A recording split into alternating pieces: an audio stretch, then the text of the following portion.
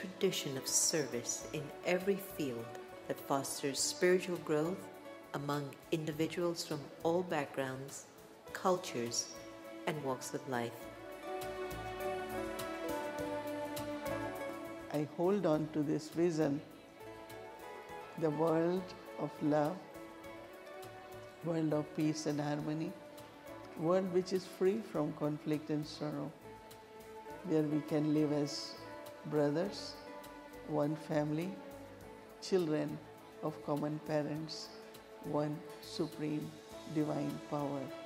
This is your invitation to awaken and join us in creating a world of love, peace, and kindness. Om Shanti.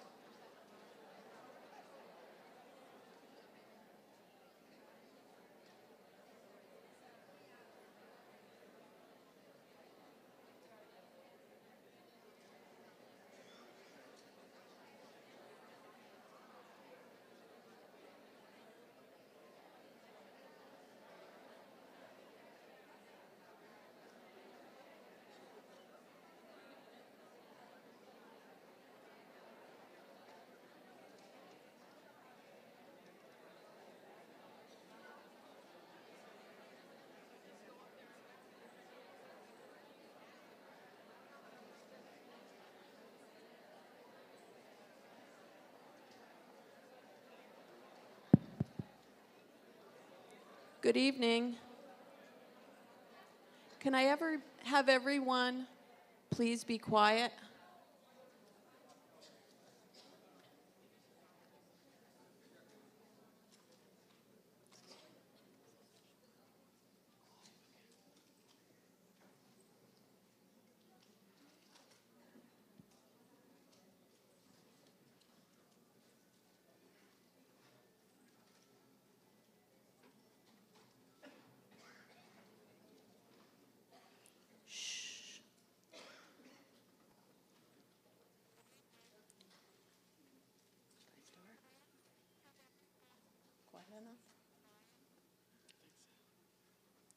Good evening, and welcome to today's event on awakening inner peace and inner power. This evening's program is brought to you by the Brahma Kumaris World Spiritual Organization. We are your hosts. I am Phyllis Boughton. I am a community leader for the city of Danbury. I'm a business owner in the community, and this is... And I'm Nemish Mehta. I'm actually a 1989 graduate of Brookfield High School, and I'm currently a pediatric physician living in Delaware. What you just watched was a video that provided a snapshot of what the Brahma Kumaris are. Just to say a little more, the Brahma Kumaris, with its headquarters in Mount Abu, India, comprises a worldwide network of centers in more than 110 countries, and is an international non-governmental organization affiliated with the United Nations and accredited with general consultative status with the Economic and Social Council. We have 8 meditation centers here in the tri-state area. The closest center to here just opened up this month in Brookfield, which is less than a 15-minute drive from this venue. All classes and programs provided by Brahma Kumaris are free of charge as a service to the community. Voluntary contributions are accepted. You will notice that there are contribution boxes located at the back of the auditorium and upstairs in the balcony, where you can leave a contribution if desired. We are very excited to have all of you with us tonight. We wanted to acknowledge a few members of the community who are in the audience. If each of you could wave to the crowd. First of all, I'd like to recognize the mayor of the city of Danbury, Mayor Mark D. Boughton.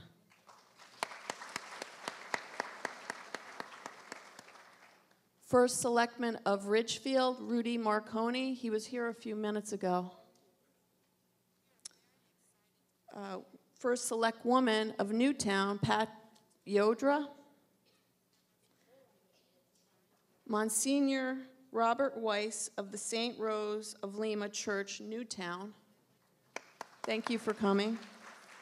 Father Alphonse, I apologize, Arokiam? Thank you. Of St. Rose of Lima Church, Newtown. And Pam Arsenal of the St. Rose of Lima Church in Newtown. Thank you for being with us tonight.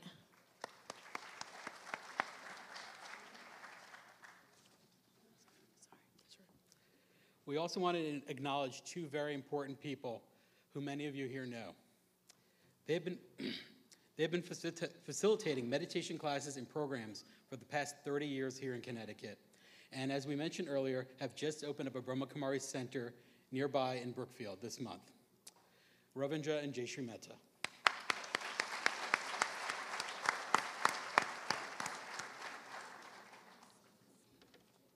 We'd also like to thank our students, if you could just wave to the crowd, and our over 50 volunteers from the Brahma Kumaris who are all here today to help this program happen.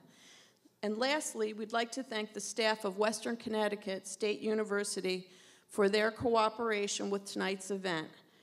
And just a few more announcements before we begin. All right, I get to give all the housekeeping announcements. All right.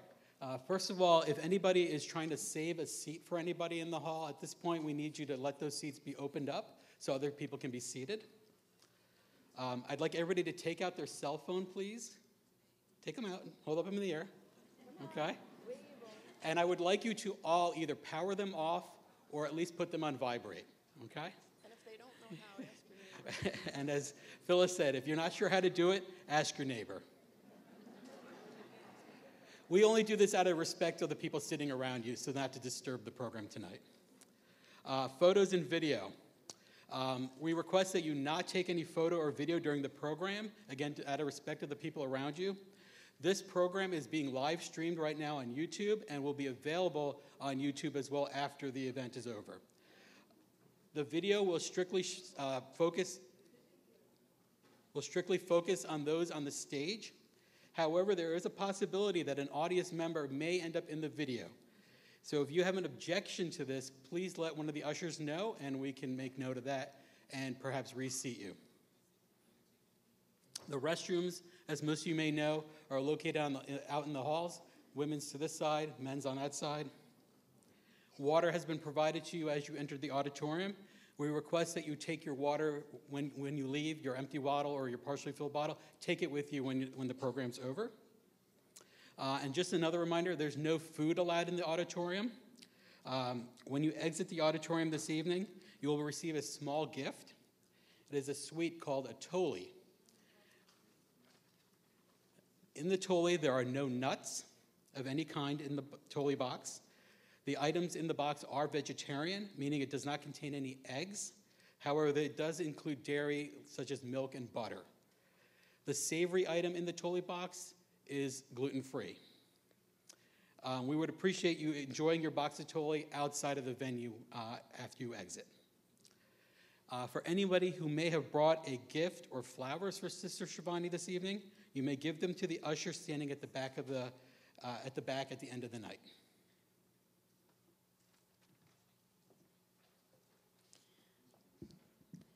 And now, let's start the program. First, we'd like to introduce Mayor Mark D. Boughton to come up. He was first elected to his first term in November of 2001, and is currently serving his 8th consecutive term as mayor of the great city of Danbury.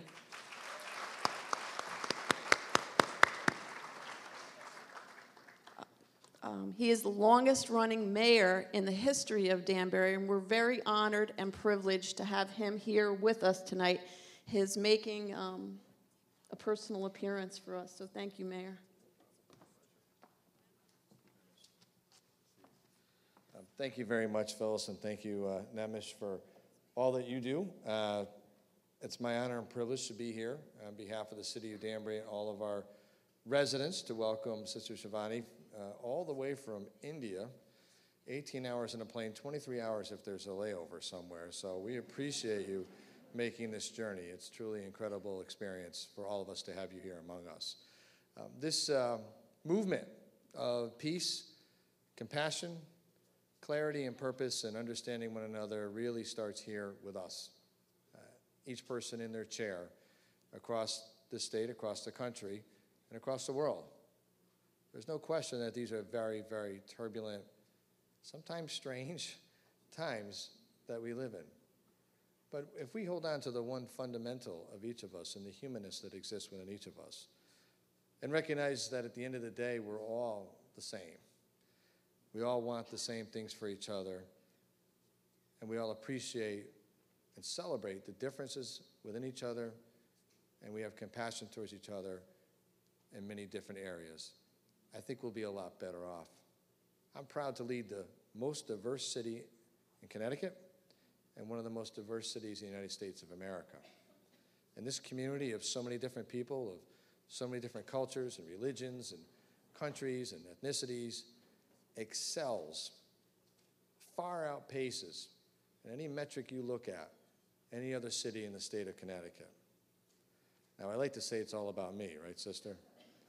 But it's not all about me. It's all about you out there, for everything you do every single day. And if this program that can help us appreciate each other just a little bit more, then it's been well worth all of our time to be here. So welcome, Sister Shivani. We are honored to have you here. And to everybody else, enjoy the conference and enjoy the words that she'll share with us. Thank you.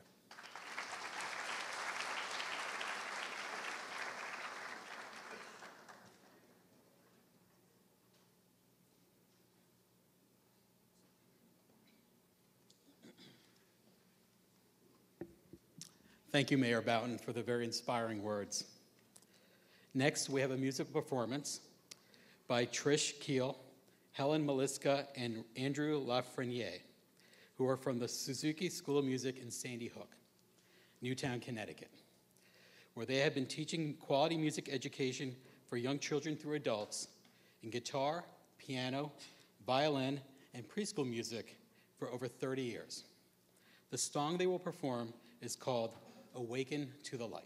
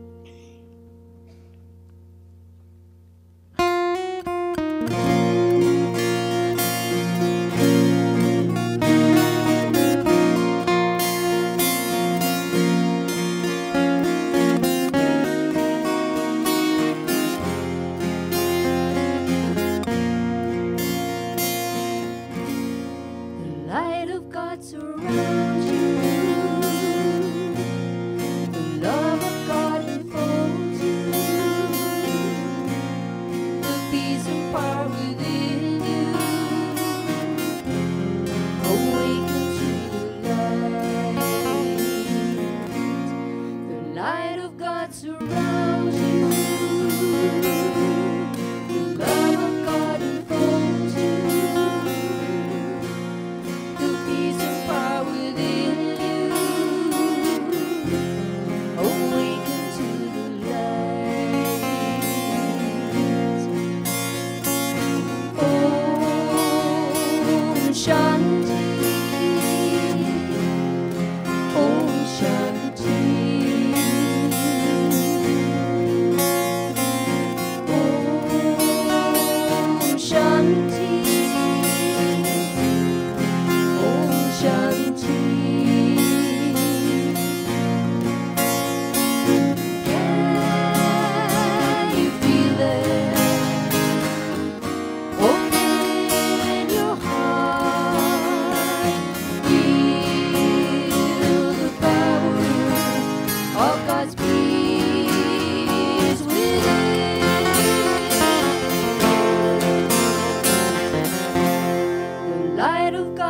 surround you.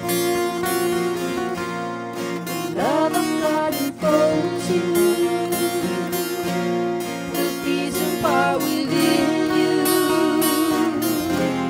Awaken to the light.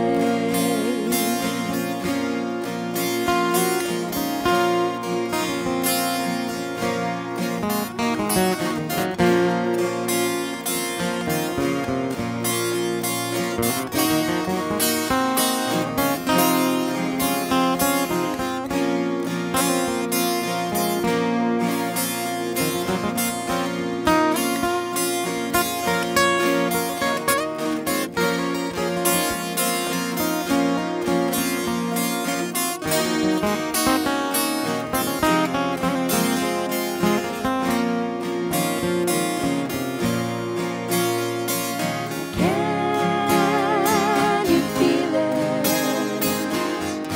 Open your heart. Feel the power of God's peace within.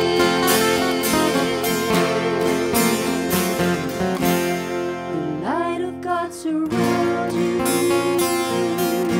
The love of God enfolds you. The peace and power within you.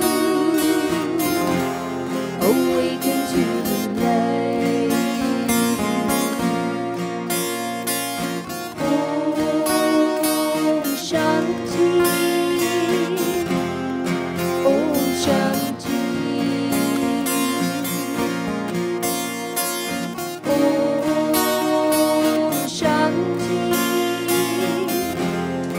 Om Shanti. Om Shanti.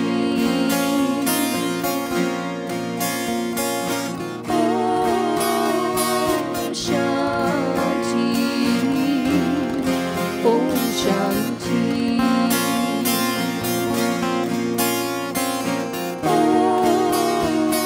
Om Shanti. Om Shanti.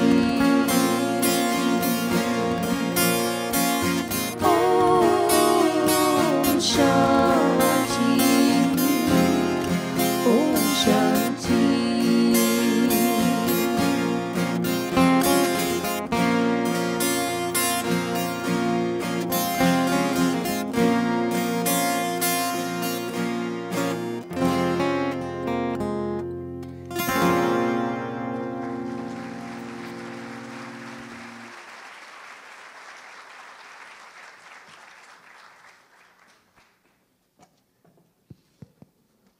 Thank you, Trish, Nell, and Andrew for that beautiful and inspirational song. Let's have another round of applause for them.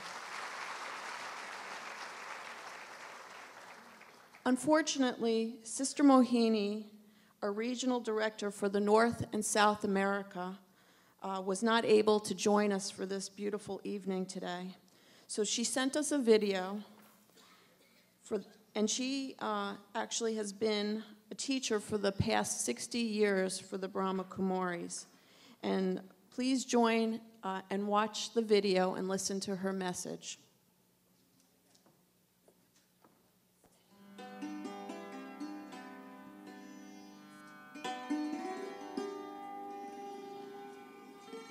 Greetings of peace. Welcome to the program Awakening with Brahma Kumaris. I think that it's a very, very simple word, awakening. And when we use the word awakening, well, you all are sitting and you are very awake. But this is spiritual awakening, awakening which takes us to the inner world, to the true self, and to understand that there is another reality which is more within the self than in the outside world. Because we are so much used to looking at through these eyes what is happening in the world, listening to the news, and all the information which is coming really is through our sense organs. And then based on that, our mind, that's our thoughts, our intellect, that's our power to discern we use them. And these both tools are very much conditioned by external situations and circumstances. But actually, when there is spiritual awakening, and then you realize, you experience that your innate qualities are completely different than what is happening outside in the world. But then how do I create what I have within? Should I always take what is out in? Or is it from in that I produce out, in the sense of create external or physical world also? So when there is spiritual awakening, then the true love, inner peace, power, joy, all these good qualities are awakened. And we realize that each one of us really should be living with the experience of these qualities and inner strength to respond to situations in a very, very positive way.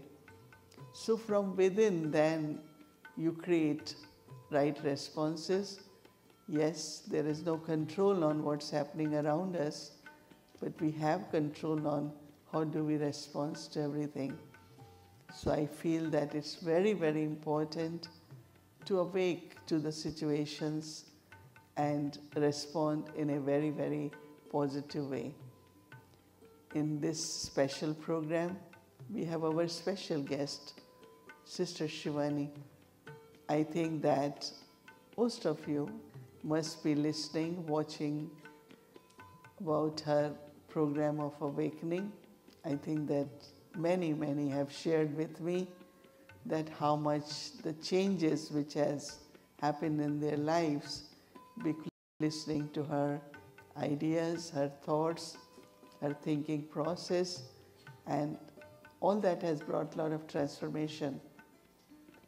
We had been inviting her to visit us in North America, and now we are very fortunate that she has been able to come.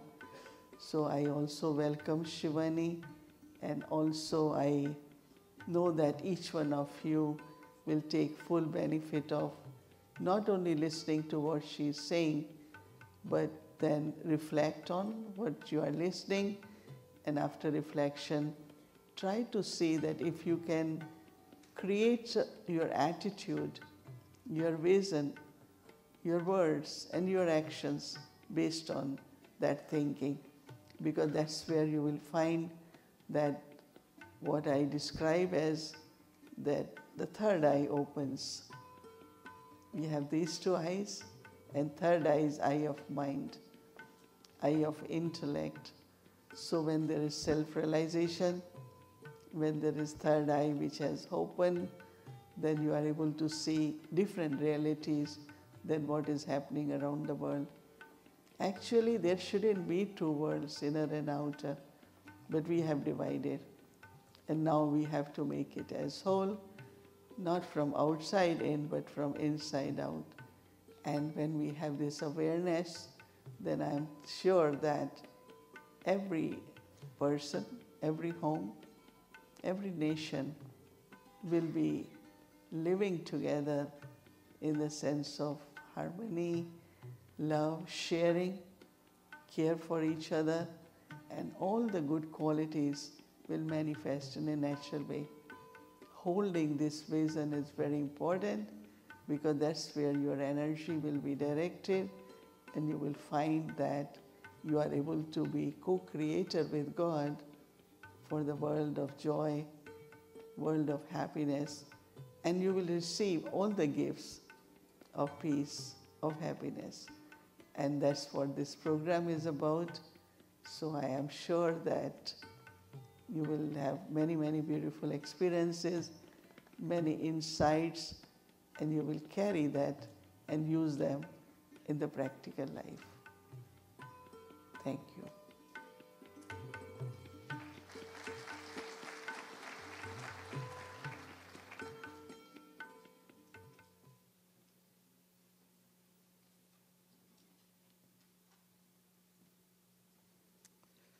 That was a very inspiring video. I've known Sister Mohini for over 30 years, and still I find everything she says just goes right to my heart. Next, I'd like to introduce Dr. Kala Iyengar. She's a retired pediatrician and a teacher with the Brahma Kumaris for over 35 years. She is currently the director of the Peace Village Learning and Retreat Center, located in the Catskills in upstate New York.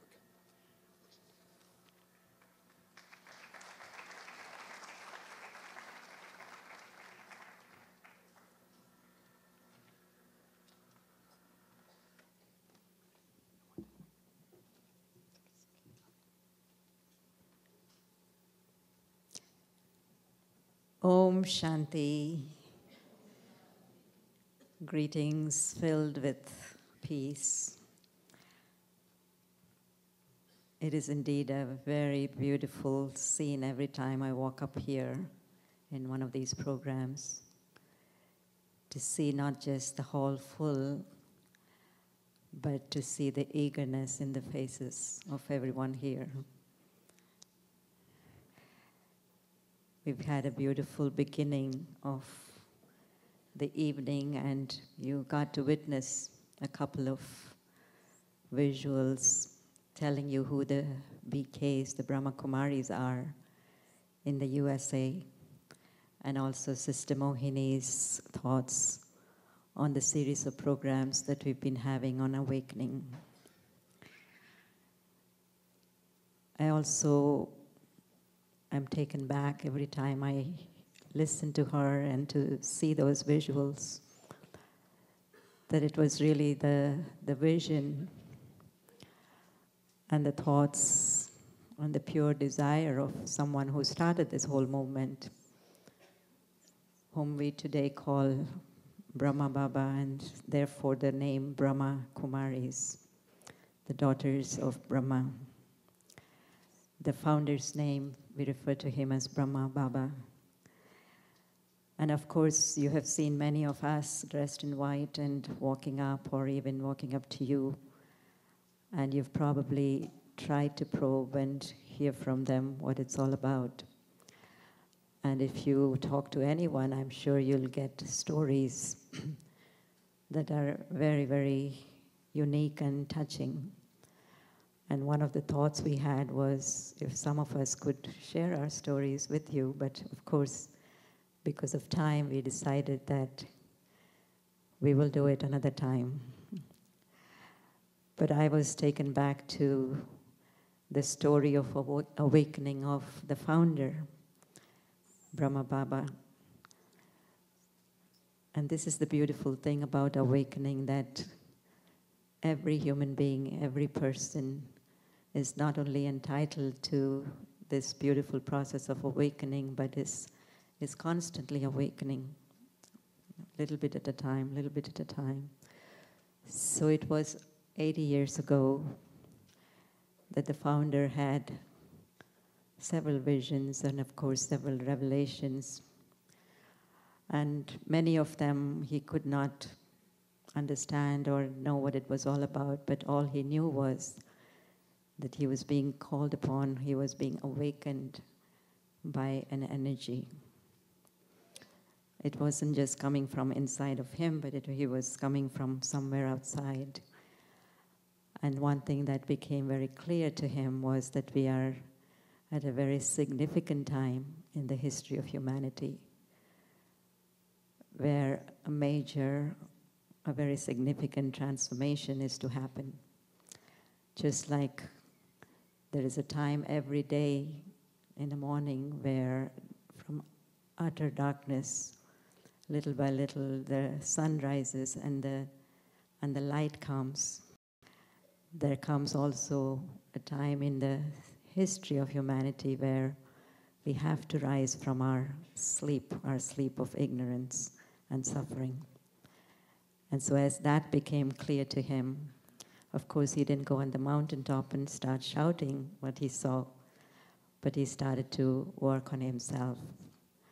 And that, in fact, is the message of the Brahma Kumaris. That yes, we all want that change out there, and yet for that world out there to change, or for any change to happen out there, or collectively to see that change, it's the individual plus the individual plus the individual that have all to come together in this series of change.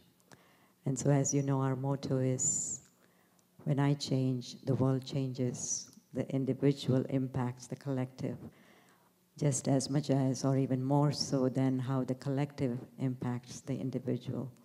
It's very easy to see how the collective impacts the individual, but not so easy to see until and unless you start this journey of awakening to that real, true consciousness of who you are. And so I'm very pleased, very beautifully, that we have been able to put these programs together in the different cities, and Sister Shivani has been able to come after many requests. And I used to get calls every time, when is Sister Shivani coming? Aren't you going to invite Sister Shivani? And of course, we had to wait several years before that happened, but it is an appropriate time, because I feel this is the time of awakening for many of us. And as you know, there is a lot of connection with time to awakening. And so I just have one question, that what did the city of Danbury do to deserve this beautiful experience on this date, the 5th of July? I don't know. We had to choose cities on the map of United States where she could be, because every day she is going to one other city and one other city. It's been a real tight, schedule for her. But I give all my good wishes and congratulations to the group here in Danbury, who have been laying the foundation for this day for the last 25 years plus. So my sincere greetings, congratulations to the Danbury group of Brahma Kumaris, and thank you very much. Om Shanti.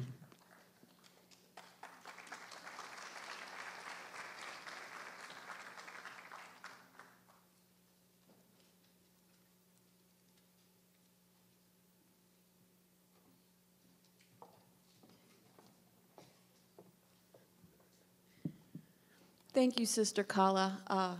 As the director of Peace Village, that's where I first, actually here in Danbury, that's where I started my awakening. They held a program called Building Bridges, and it inspired me to go to Peace Village. So I hope all of you leave here tonight inspired to take the trip, which is only about an hour, to Peace Village. But thank you, Sister Kala.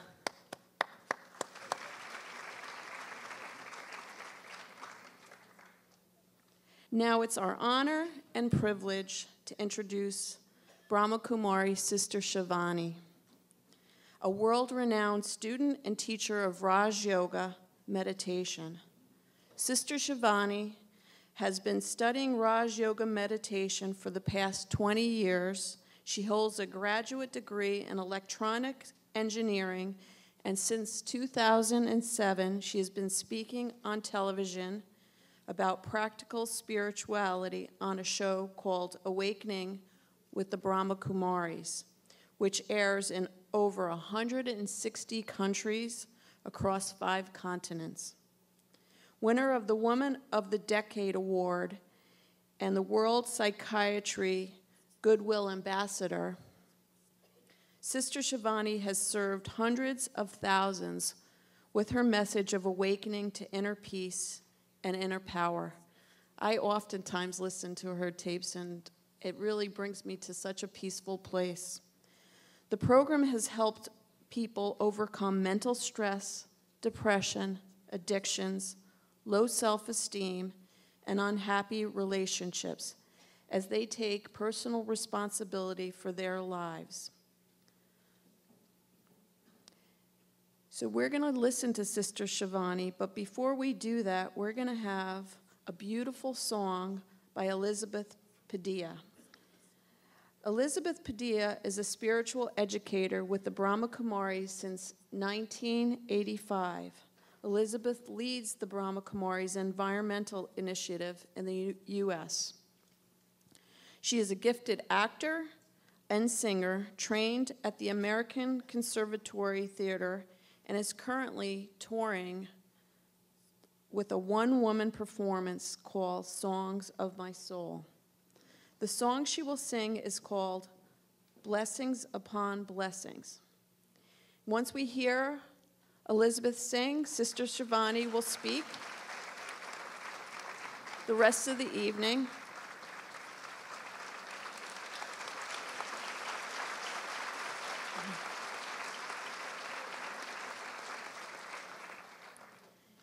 And we'll close with a meditation.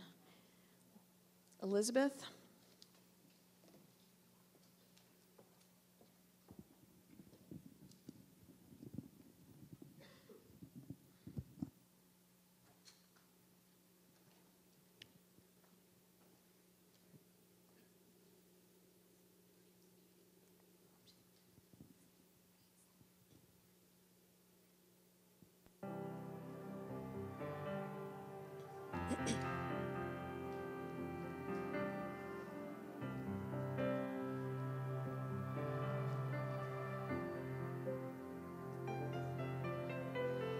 May I always live a life of peace. May the words Om Shanti ring out for our unity to increase. May every word I speak be strong and true. I will always see the face of God in the face of you. This is the beginning, not the end, of blessings upon blessings, my friends. Of blessings upon blessings, my friends.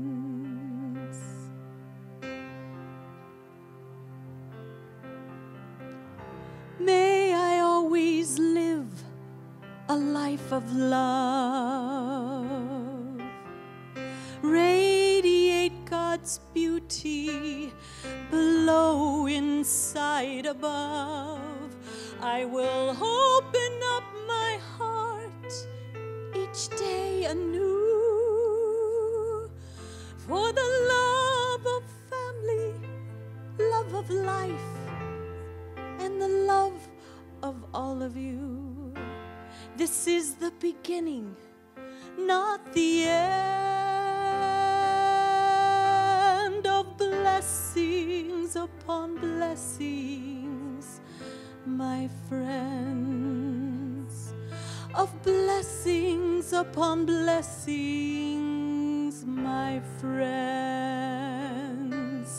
And you are committed to service. You taught us to change the world through your two hands, with your heart and soul. Yes, you understand.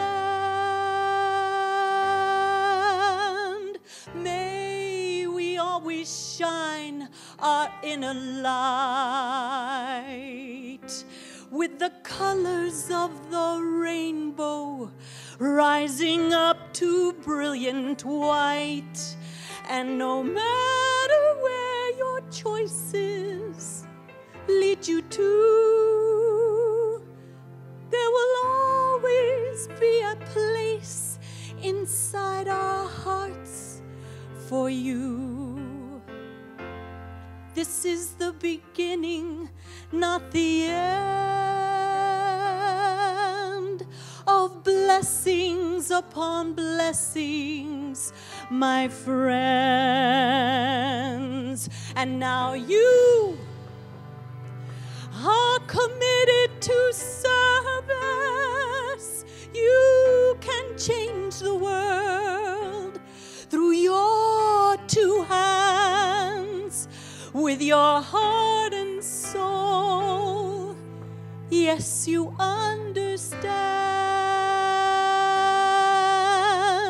When I think of mountains caressed by oceans blue, I will see the sacred island as a part of me and you. And like the stars that warm the darkest night, we will always fill our world with our love, our life, our light. This is the beginning, not the end. Of blessings upon blessings, blessings, my friends, blessings upon blessings, blessings, my friends, my friends. On how the past few days have been. Just look at your own life. Only your life.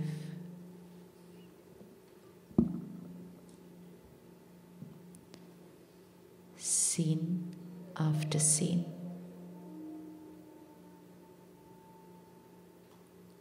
Was there any day, any moment, any scene in the last 1 week where the mind was a little disturbed? Let's bring that scene. In the last 1 week, any scene where the mind was a little affected, select for yourself.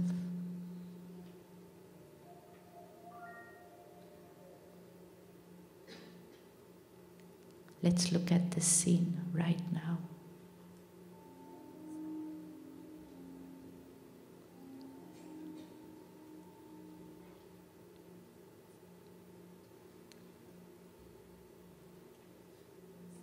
And let's see and fit this word, inner power, into the scene.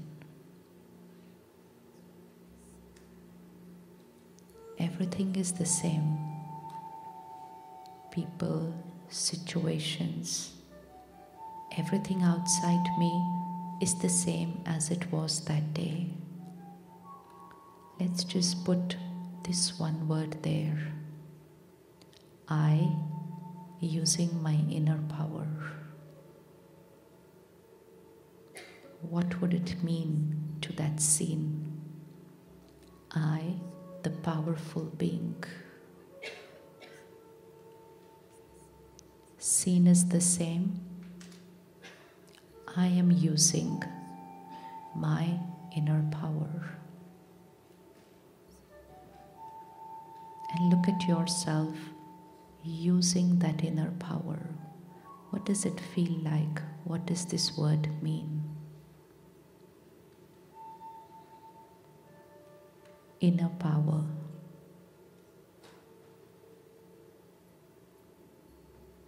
Let me see myself using this word in that scene. What would be the shift in the way I think, the way I feel, and the way I respond to the situation? I using my inner power.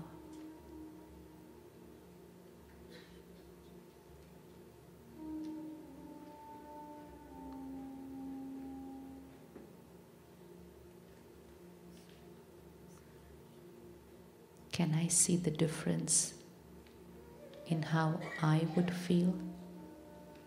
And can I see the difference in how this scene would unfold? I using my inner power.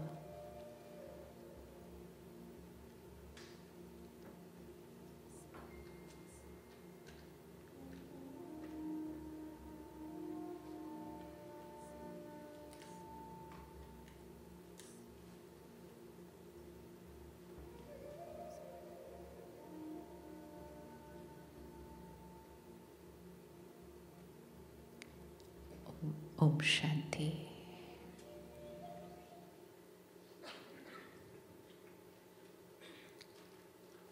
We all have heard the word power.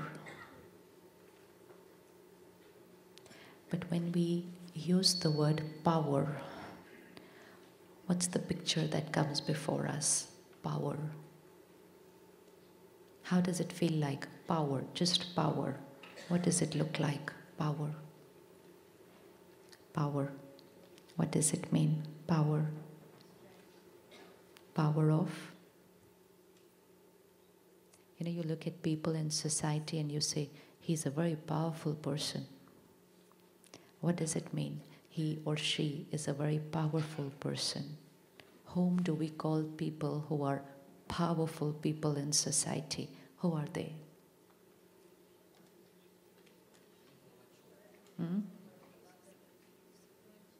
Influential.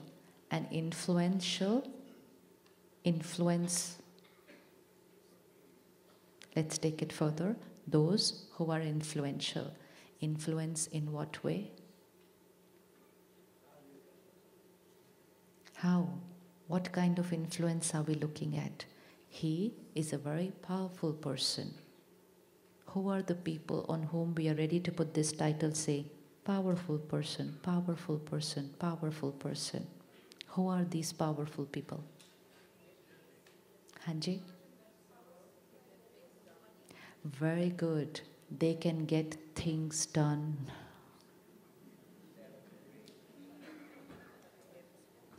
Hanji? Very good.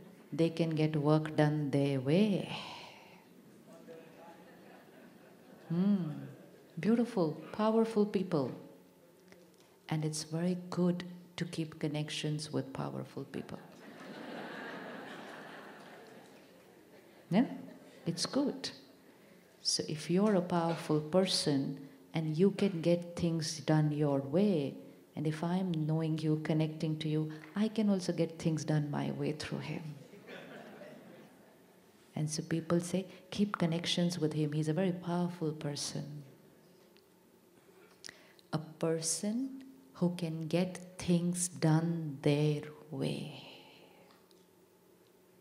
A person whom people listen to because they have a powerful position, a powerful role. So we know what power looks like. Then what would this word mean? Inner power. Now which power is this? Inner power. It's not saying power, it's saying inner power.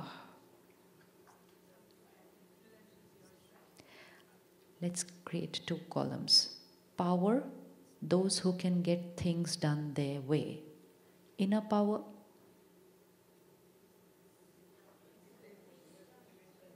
we have to see the difference. Power, those who can get things done their way. Inner power,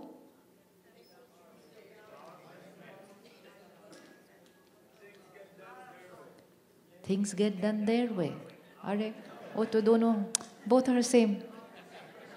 What is the difference between the two words? Power, inner power. Power, people who can get things done their way. Inner power.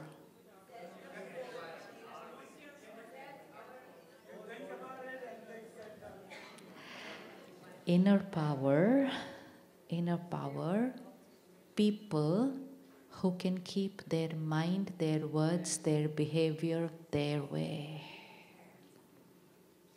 They may not be able to get things done their way, but they're able to get themselves done their way. Now, things might not always be my way, but I need to ask myself, can I always be my way? And can I call myself today a powerful person?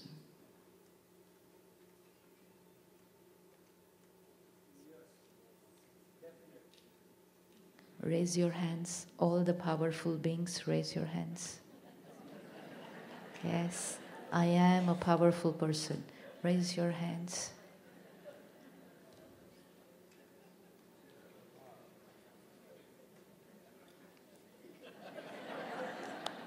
What would that mean? Sometimes, sometimes not. Sometimes, sometimes not.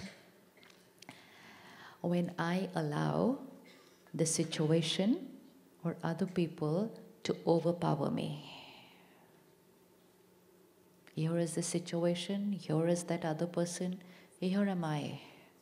And when I allow the energy of the situation, the energy of the other person to overpower me, at that time I'm not using my inner power. But if the situation and people are not my way, but I am able to remain in my stability and I am able to influence them, not influence them by my position, but influence them by the power of my pure vibrations. Abhi taali nahi bajani hai, ruko. Let's see, we are going to do this today. Can we see the difference between the two things? Yes? Power can get things done their way. Inner power can be their way. If I am getting overpowered by a single word spoken by someone, by a gesture, a behavior, and my mind gets disturbed, at that time I cannot call myself a powerful being. At that time I'm a little weak. And when I'm weak, anyone and everyone can overpower me. Not just people close to me, but even a stranger on the road can overpower you. Anyone here have ever got disturbed by the way other people drive on the road? Raise your hand. Ever. Mind got disturbed because the way people drive on the road. They overpowered me. One is, I can see people driving not the right way. But one is, I get disturbed when I see people not driving the right way. And when I get disturbed, they have overpowered me. Because I was peaceful a few minutes back. Their behavior, and here I am disturbed, they have overpowered me. If I get disturbed by just people driving the wrong way, what will happen when I'm living with people who may be living the wrong way?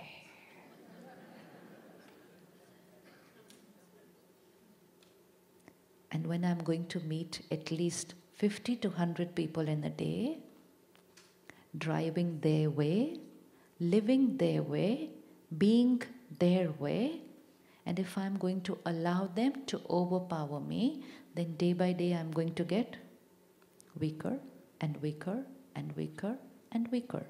And why am I getting weaker? Because I have forgotten that I have the power to remain stable even if people are not being my way.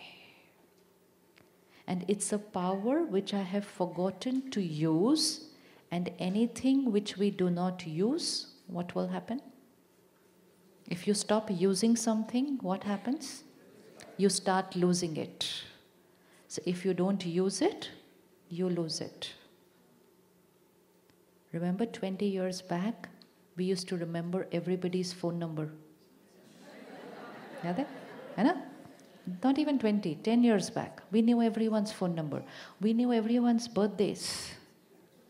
Today, sometimes you ask somebody, what's your mobile number? They say, 1 minute, I'll give you a missed call, then my number will come on your phone. Where has gone the ability to remember everyone's mobile number and birthdays? Because it was a memory power which we used to use. We used to use it, it used to increase every day. We stopped using it. Because everything is there on my computer and phone, we've lost it. We've lost it. So any power, don't use it, we lose it. Suppose I stop using this hand, my arm, for 1 month. What will happen? Fracture, splinter, tied. 1 month, I don't use it. Now what will happen after 1 month? Suppose I hurt my right hand, okay? And now I'm not going to use it for 1 month. So in this 1 month, I start using my left hand.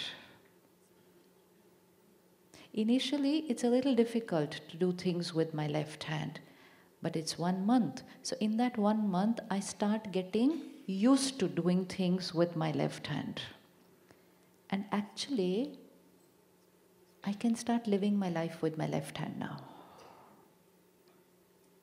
I can. After some time, I even forget what it used to be with the right hand. And with my fumble and wumble, and I am using my left hand. Then one day, plaster is removed. And the doctor says, now you can start using your right hand.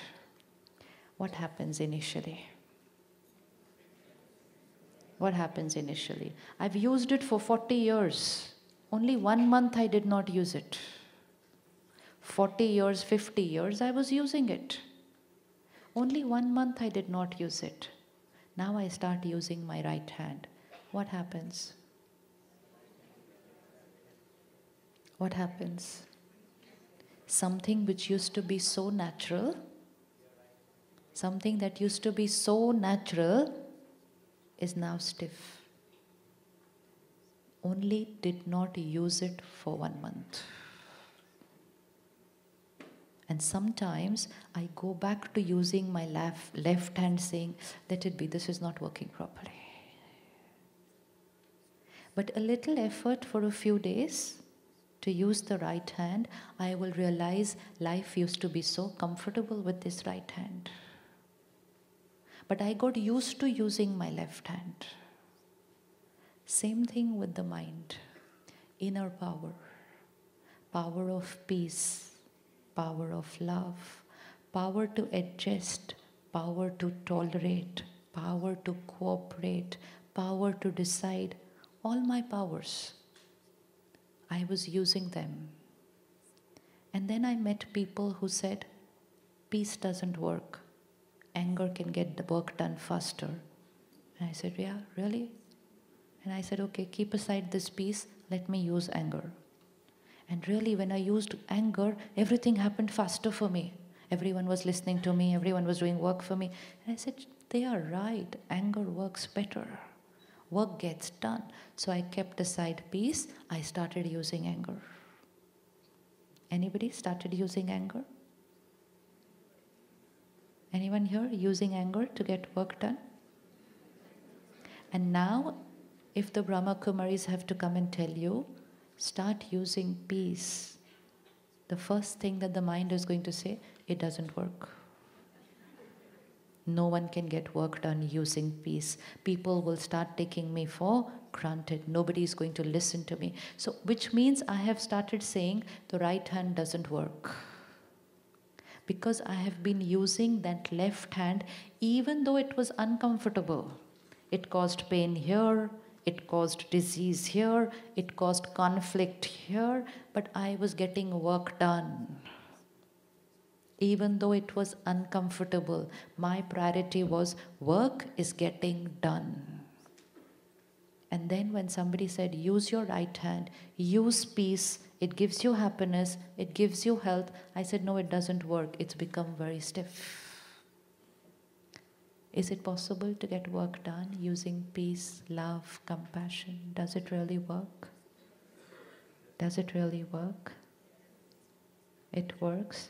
Then why are we using the left hand? Why are we using the left hand? Power to cooperate. Somebody came and said, life is a competition. Everyone is in the race. Survival of the fittest. I heard it, believed it, started living with it. And when I said it is competition, I created stress, anxiety, fear.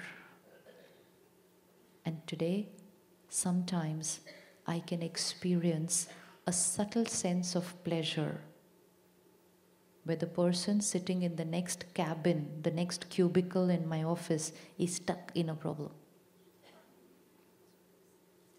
I don't get up and cooperate. Why?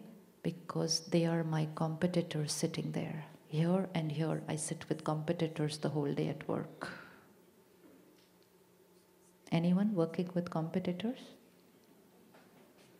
I will never cooperate with a competitor because I want to go ahead of them. So I'm sitting here in my cubicle, here is my competitor and here is my competitor. 10 hours a day, I am in a race with them. And I create this habit, this nature, this way of thinking, this sanskar, competitor, competitor. The one who is ahead is a better person. And then I go home in the evening and I start competing with my spouse. Who is a better person, you or me? I forgot what it is to cooperate. What is it that works in the world today? Competition or cooperation? Every time you have to ask yourself, left hand or right hand? The left hand gets work done, but it's uncomfortable. The right hand gets work done, but most important is it's comfortable. Today we can get work done. We have created miracles in the outer world. Look at all this that we have created. But we are not comfortable. We're not comfortable. And that's why today we are here talking about inner peace, inner power. We're talking about happiness because we are not comfortable. Anyone here who is absolutely perfect, physical, healthy?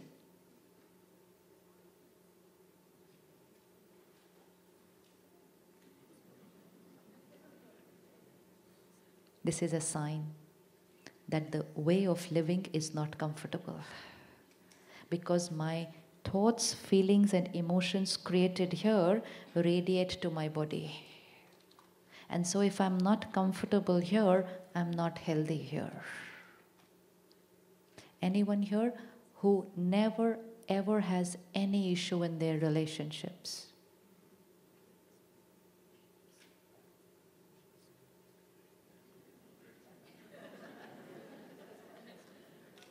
Do you see what is happening? The result of using the left hand so much? We're getting work done. The miracles that we have created in the outer world in the last 20 years. We were living without all these things 20 years back. But when we were creating all these miracles in the outer world, the only little thing that we did was we stopped using the inner power. And we said, I want to achieve, I want to do this, I want to... Doesn't matter if I'm getting disturbed, doesn't matter if I'm getting angry, doesn't matter if I'm getting stressed. I have to achieve. And we achieved. Here it is, all our achievements. But with all these achievements, we also achieved a few other things. And what were they? What were the few other things we achieved? We started saying, stress is normal. We started saying anger is normal. We started saying diabetes, cholesterol, high BP, normal. We started saying conflict is normal. Why was it normal? Because I was achieving in the outer world without taking care of the inner world. Is it possible that we achieve in the outer world and keep taking care of the inner world while we are achieving in the outer world? Is it possible? Is it possible? Is it possible to be at peace and achieve at work?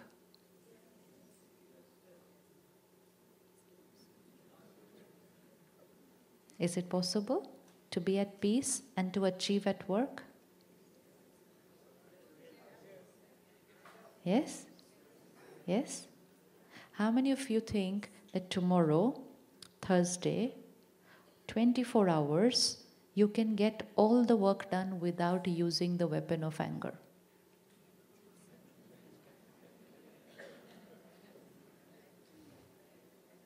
ऐसे नहीं करना, ऐसे. Huh? We can get all the work done? Yes? Without using anger? And what will we do if we do that? We will be taking care of ourselves and then achieving outside. So at the end of the day, when I reach home in the evening, I have achieved in the outer world without compromising in my inner world. And then what I have gained in the evening is power in the outer world, but I have retained my power in my inner world. I'm not ready to throw it away every time a scene is not my way. Because thinking that if I react, if I get disturbed, if I shout, everything will become my way. You know, if I tell someone, please come and take this table away, they'll say, yeah, I'll just do it 1 minute. Then after 5 minutes, I again say, please come and take this table away. They say, I'm coming. Then I say,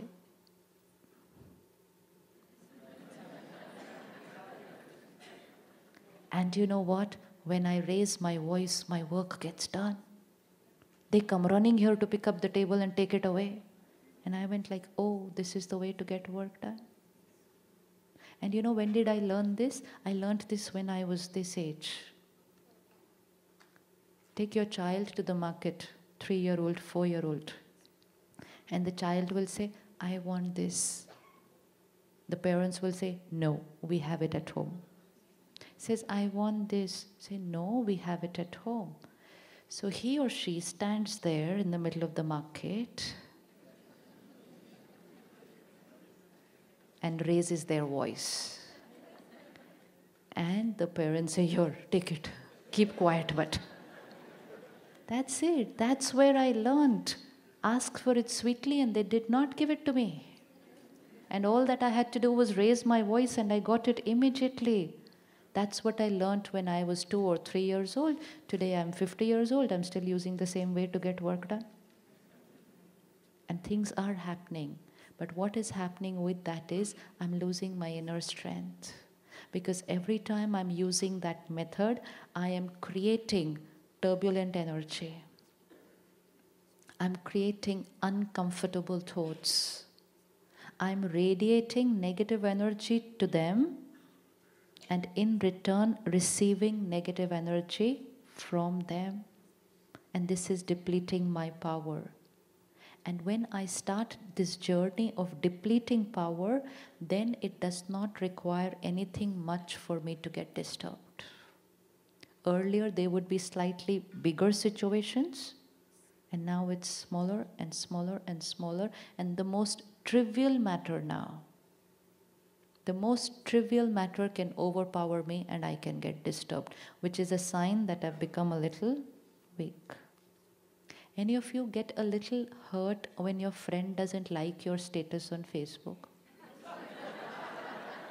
Anyone gets hurt? Be honest. Anyone feels a little bad? They didn't like. I went to the program yesterday. I clicked photos. I posted it. And I was waiting. I even woke up at 12 o'clock to see, did anybody like my post? Anyone feels a little bad? One negative thought? Anyone does? No one? Anyone creates one thought of hurt because their friends didn't like their post? Yes? And which means that's where I've reached. That's where I've reached. Now I don't even need people to behave wrongly with me. Now I don't even need people to say something to me. Now I don't even need people to give me one stare. Now I only need people not to like my status for me to get disturbed. That's where I've reached. This is the sign of my illness. This is the sign of my emotional illness. And I need to check this in the whole day. What is the magnitude of that situation which disturbs me? What disturbs me? And stress is equal to pressure divided by resilience. Pressure, outer situation. Resilience, inner power, inner strength. Numerator, pressure, changing day by day. Not in our control. Because I'm not using the denominator, which is my inner power, my equation has become stress is equal to pressure. And that's why if the pressure increases, stress has to increase. Raj Yoga meditation teaches us to start focusing on the denominator. Numerator, is the numerator in our control? Numerator in our control? No. Denominator in our control? Yes. So if the numerator is not in my control, but I start increasing the denominator, what will happen to the stress factor? What will happen to the stress factor? It will start reducing day by day. And which means, yesterday I was getting disturbed if somebody did not like my Facebook status. Today, I reach a situation where someone can stand here, say the worst that they want to me, and walk away. And I will be just the same. So I have shifted. I have shifted. Is it possible to create that shift? Is it possible to create that shift? Yes. How do we do that? By exercising daily. Exercising what? How do we increase power? You know, like people go to the gym to increase physical strength. So we come to the meditation center to increase our spiritual strength. It's a gym where we will exercise every day with our thoughts. And we will make it really flexible. You know, when you have to bend first time to exercise, how many of you are able to touch your feet when you bend? But if I'm stiff, I'll barely reach till here. And then I have to stretch a little and it starts hurting. If I stop that day, I will be losing my power. But then I will keep doing it a little every day, and I will reach there. Same with spiritual power. Someone behaves wrongly with me, I adjust, which means I bend. The first day that bending might cause a little discomfort. They were not nice to me. Why should I talk properly to them? That's ego. Ego means stiffness. Ego means stiffness. The one who cannot bend. Stiffness. How many of you will be able to create blessings for those who have done wrong to you?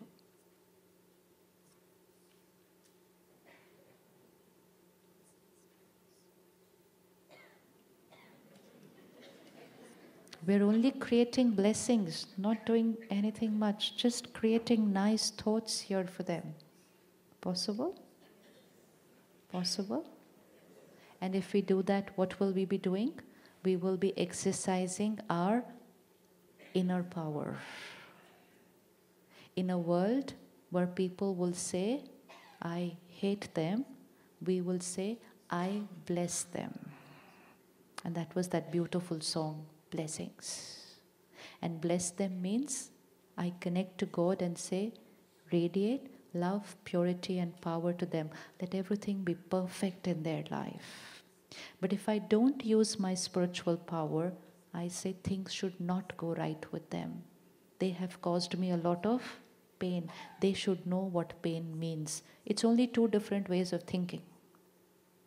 It's only two different ways of thinking. It's not the doing, it's not the behaving, it's just two different ways of thinking. One way of thinking will empower me, the other way of thinking will deplete me.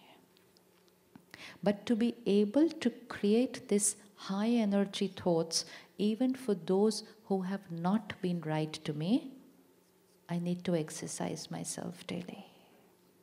Daily. Someone is not behaving properly with you, they are not talking nicely to you, they are ignoring you, can you go up to them and be nice to them?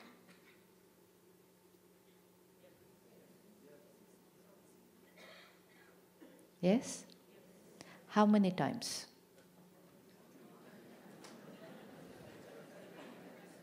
How many times? And which means I bend, it means I bend, but how many times am I ready to bend? How many times do you think we should bend?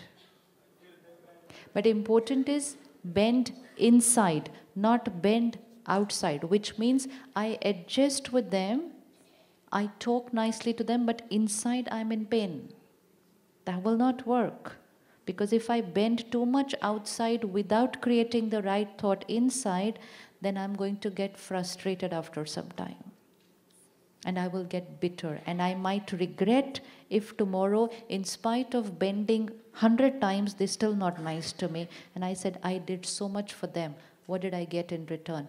I am not bending for them. I am not bending for them. Who am I bending for? Who am I bending for? I'm bending for myself. So we don't count. You know, sometimes we find ourselves counting. Once I called her up, she did not take my call. Second time, I again called her up. Third time, I sent a WhatsApp message. And she's seen the message also. I saw that blue tick. She's read it. So, how many times am I supposed to be doing it? Do it only if it's right for you, not for them. Because if I do something for people, then I'm doing it outside, but inside I'm not comfortable doing it. I'm not using it as my nature. I'm using it as an outer behavior. If my inner thought is different from my outer behavior, soul power gets depleted. Which means creating pain inside, being sweet in words and actions, soul power gets depleted. Because it's too suffocating for me. It's suffocating. It's like, you know, some people, their concept of cleaning up their room is pick up everything outside but put it inside the cupboard like that. And then close the cupboard. Just hoping nobody will open the cupboard. And then the room looks very neat. And which means my behavior looks very neat, my words are perfect, but my cupboard here, which I've hidden everything inside. And if by chance you touch my cupboard, you know, which means you say one word which opens this cupboard. And everything is going to come out. Things which I was holding on to for, you know, we can go back to the day I got married. This is what your mother said to me that day. And today we are preparing our children's wedding, but we are talking about the day I got married. This is what this is in my cupboard. And this is not inner power. You know, say, I've been adjusting with you for 40 years. This was not adjustment. This was a compromise. I'm holding pain, holding past, but being nice to you in words and behavior. This depletes soul power. And spirituality teaches me to keep my cupboard clean. Just keep my cupboard clean. And it's so clean, so neat, so tidy that I can allow anyone to come and open my cupboard. And I have nothing to hide. That is that inner cleanliness. Where there is nothing, come and open it. And I will not regret anything which comes out. And I will never have to say, I'm sorry, I didn't mean to say that, it just slipped. Slip of the tongue. There is no such thing. Under the influence of alcohol and under the influence of anger. Two things which open this cupboard. Because intellect stops working for that much time. And we say a lot of things. And then we say, I didn't mean to say it. It was only in those moments. It is in those moments that we say all the things which we were meant to, wanted to, say it for many years, but were not saying it because there was that intellect which was blocking it, which says, be nice, speak right, behave well. Spirituality says, think pure. Not be nice, behave right, speak well. If I be nice, speak well, behave right, but think impure, inner power is gone. I have too much in my cupboard. So when we start using meditation and spiritual knowledge daily, then we are creating a right thought in response to every situation then and there. Then and there. So that what I'm storing here is clean. And so then you can open the cupboard today, or you can open the cupboard 20 years later. Everything that was stored inside was clean. If we don't store the right thoughts here, and we pass 20, 30, 40, 50 years of our life, and the time comes to leave this costume, soul on the journey. If we leave this costume without cleaning the cupboard, what will happen? If we leave this body without cleaning this cupboard, what will happen? We are carrying it all. And then children are born, but they're carrying very complicated personalities. They get hurt very easily. They are jealous of their sibling. They feel insecure if their parents are giving attention to the other child. But in today's world, we say it's natural sibling rivalry. No, it's not natural. Every child doesn't experience it. Every child doesn't experience it. The extent to which children experience is not the same. It's different for every soul. And if I, in this costume, was experiencing jealousy, experiencing rejection, and that is all that I created and stored in this cupboard, and here I change this costume, and here I am a baby, and that baby will experience jealousy, insecurity, rejection. Every child doesn't experience it. Different souls. Depending on what we stored here, the sanskars, the thoughts, the beliefs, the feelings, because we kept creating them, storing them, thinking it's natural to feel that way. It's natural to feel hurt. It's natural to get upset. It's natural to be insecure. And the more I kept accumulating in my cupboard, my power to respond to situations, because then my cupboard would open very easily. You see what will happen when the cupboard is full and you keep on stuffing inside? What will happen? What will happen? Now it just requires a touch for the cupboard to open, because it's overstuffed.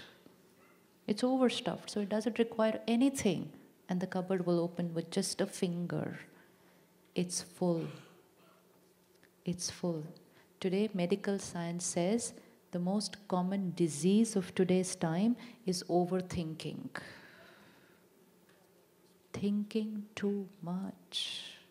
In a day, 80 to 90,000 thoughts. So which means 80 to 90,000 thoughts in my cupboard. How many of those thoughts are about the past? How many of those thoughts are about the future? And most important, how many of those thoughts are actually thinking about other people? Judgmental and critical thinking about other people. If you try even one day, not even one day, 1 hour, 1 hour, I will be with everybody, but not create any thought, they are like this, why are they like this? Judgmental thinking about another sanskar. 1 hour, if we do 1 hour, we will experience inner peace. Inner peace. My mind gets disturbed when I'm thinking about other people's sanskars, because I'm thinking about that which is not in my control. I'm thinking about that which is not in my control. And I'm upset because I want to change them and I cannot change them. Tried that ever with anybody? Wanting them to change?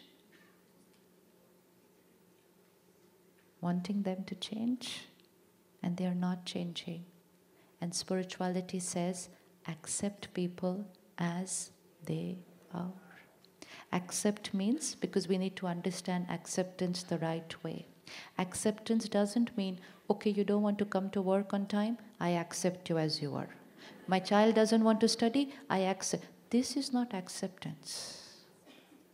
Acceptance doesn't mean let everybody just do what they want. That's not acceptance. Acceptance means your behavior does not create a disturbance here. Your behavior does not create a disturbance here. My mind has accepted your sanskar, your behavior, which means you no longer overpower me. And when I start accepting people, which means they don't overpower me, what will happen? What will happen? What will happen? Visualize the scene. Let's say, for example, someone comes late to work. And every day when they come late, I create 5 negative thoughts. 5 is nothing. It takes 5 seconds to create 5 thoughts. And every time when they come late, their behavior is overpowering me.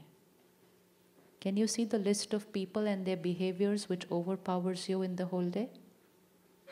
Are there people whose behaviors overpower our state of mind? Yes? Yes? Yes? Yes. Lot of times. Yeah. Lot of times. And which means every time you are not my way, I create 5 negative thoughts. Negative and waste means that which is not in my control.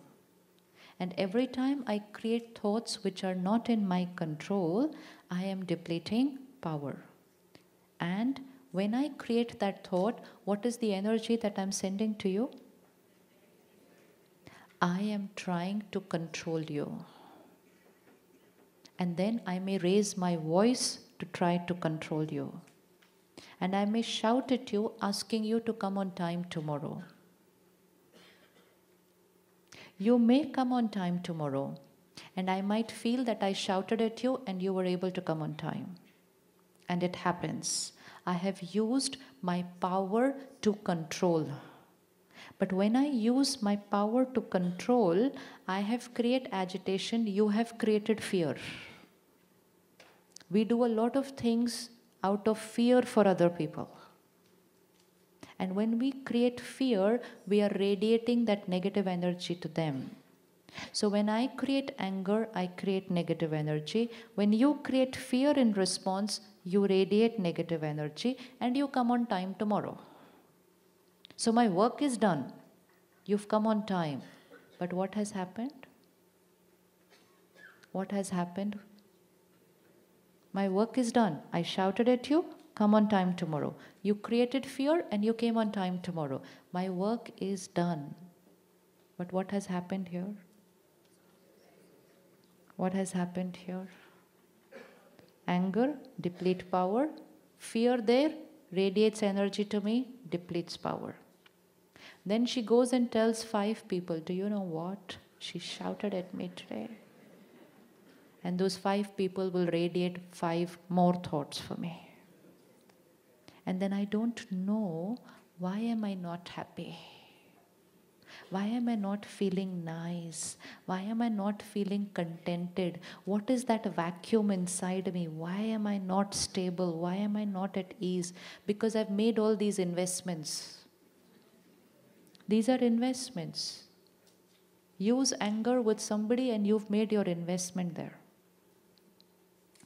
And now it depends on the other person for how long they are going to create pain in response to our anger. Ask yourself, if someone shouts at you, how much time does it take for you to forget it? How much time? Sister, how much time? Anji? Long time, yes, but how long? long can be? How long? How long does it take for you to stop creating any negative thought for them, for those who've behaved wrongly with you? How long? Yeah, so how long would you take to change that? We have to ask ourselves, how long does it take me? Sometimes lifetime. So for someone it can take a few hours, for someone a few days, for someone a lifetime. So next time you want to shout at people, first go and ask them, how long does it take you to forget? Yes, it's very risky. If I know she forgets in 5 minutes, it's okay. Really, I'm safer. I'm safer. I know that she will radiate negative energy to me for only 5 minutes. But he said, lifetime. Please, we will never shout at him. Why? Because it's my investment, my karma. This is karma investment. I've done a karma for which I'm going to get a return of pain for a lifetime, because they're not going to stop thinking about how can we be happy then? How can we be happy? And look at it in our life, how many such investments we must have made only by creating anger, not any other bigger mistake. How many karmas, investments we have made. When we start meditating in the morning, everyone can do this. In the morning, 5 minutes, bring everyone on the screen of your mind with whom you have made such investments. And every morning say sorry to them. And radiate a thought. Healing. We may not be able to say sorry like this, but we can say sorry, apologize in our meditation and radiate pure energy to them, so that we can stop the negative energy which is coming from there to us. We will have to change that. This is where meditation teaches us how to do this. Even we are able to heal our past mistakes. But we have to bring them before us every morning, connect to God, radiate that purity to them, heal their wound so that they stop thinking negative for us. This is only those people with whom we have created anger. If we've done something bigger than that, change the investment. It's only when we start receiving pure energy, in return of the pure energy that we give, that this inner battery is going to start getting charged. Even if my behavior today is perfect, even if my thoughts today are perfect, but if I have done something in the past, I'm getting the return negative energy. I'm getting that return negative energy. So I have to heal that past. I have to heal that past. Otherwise, in spite of putting all the effort in the present, my battery is still not getting charged. Why? Because someone there is sending negative energy, discharging my battery. So one way is go up to them, talk to them, sort it out. Some cases it cannot be sorted out like this, but using meditation and using the power of the mind to radiate pure vibrations, we can resolve past karma. We can heal past pain. We can heal our own past pain. Sometimes we create guilt for what we have done in the past. And when we start creating guilt, we are not angry with other people, but we are angry with ourselves. There's nothing more risky than being angry with yourself. Because then I have to live with an angry person 24/7. I have to live with someone who criticizes me 24/7.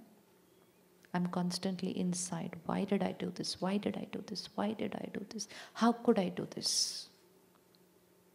Guilt depletes inner power. Criticism depletes inner power.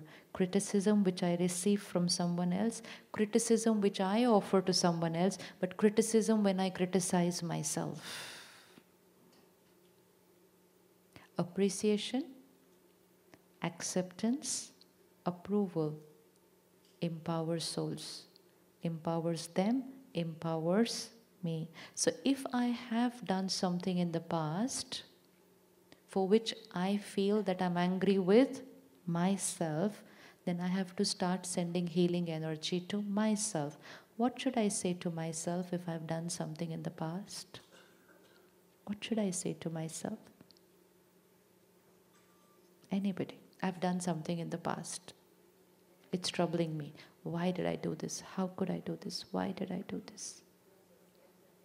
I have to stop this thinking because my every thought is depleting inner power.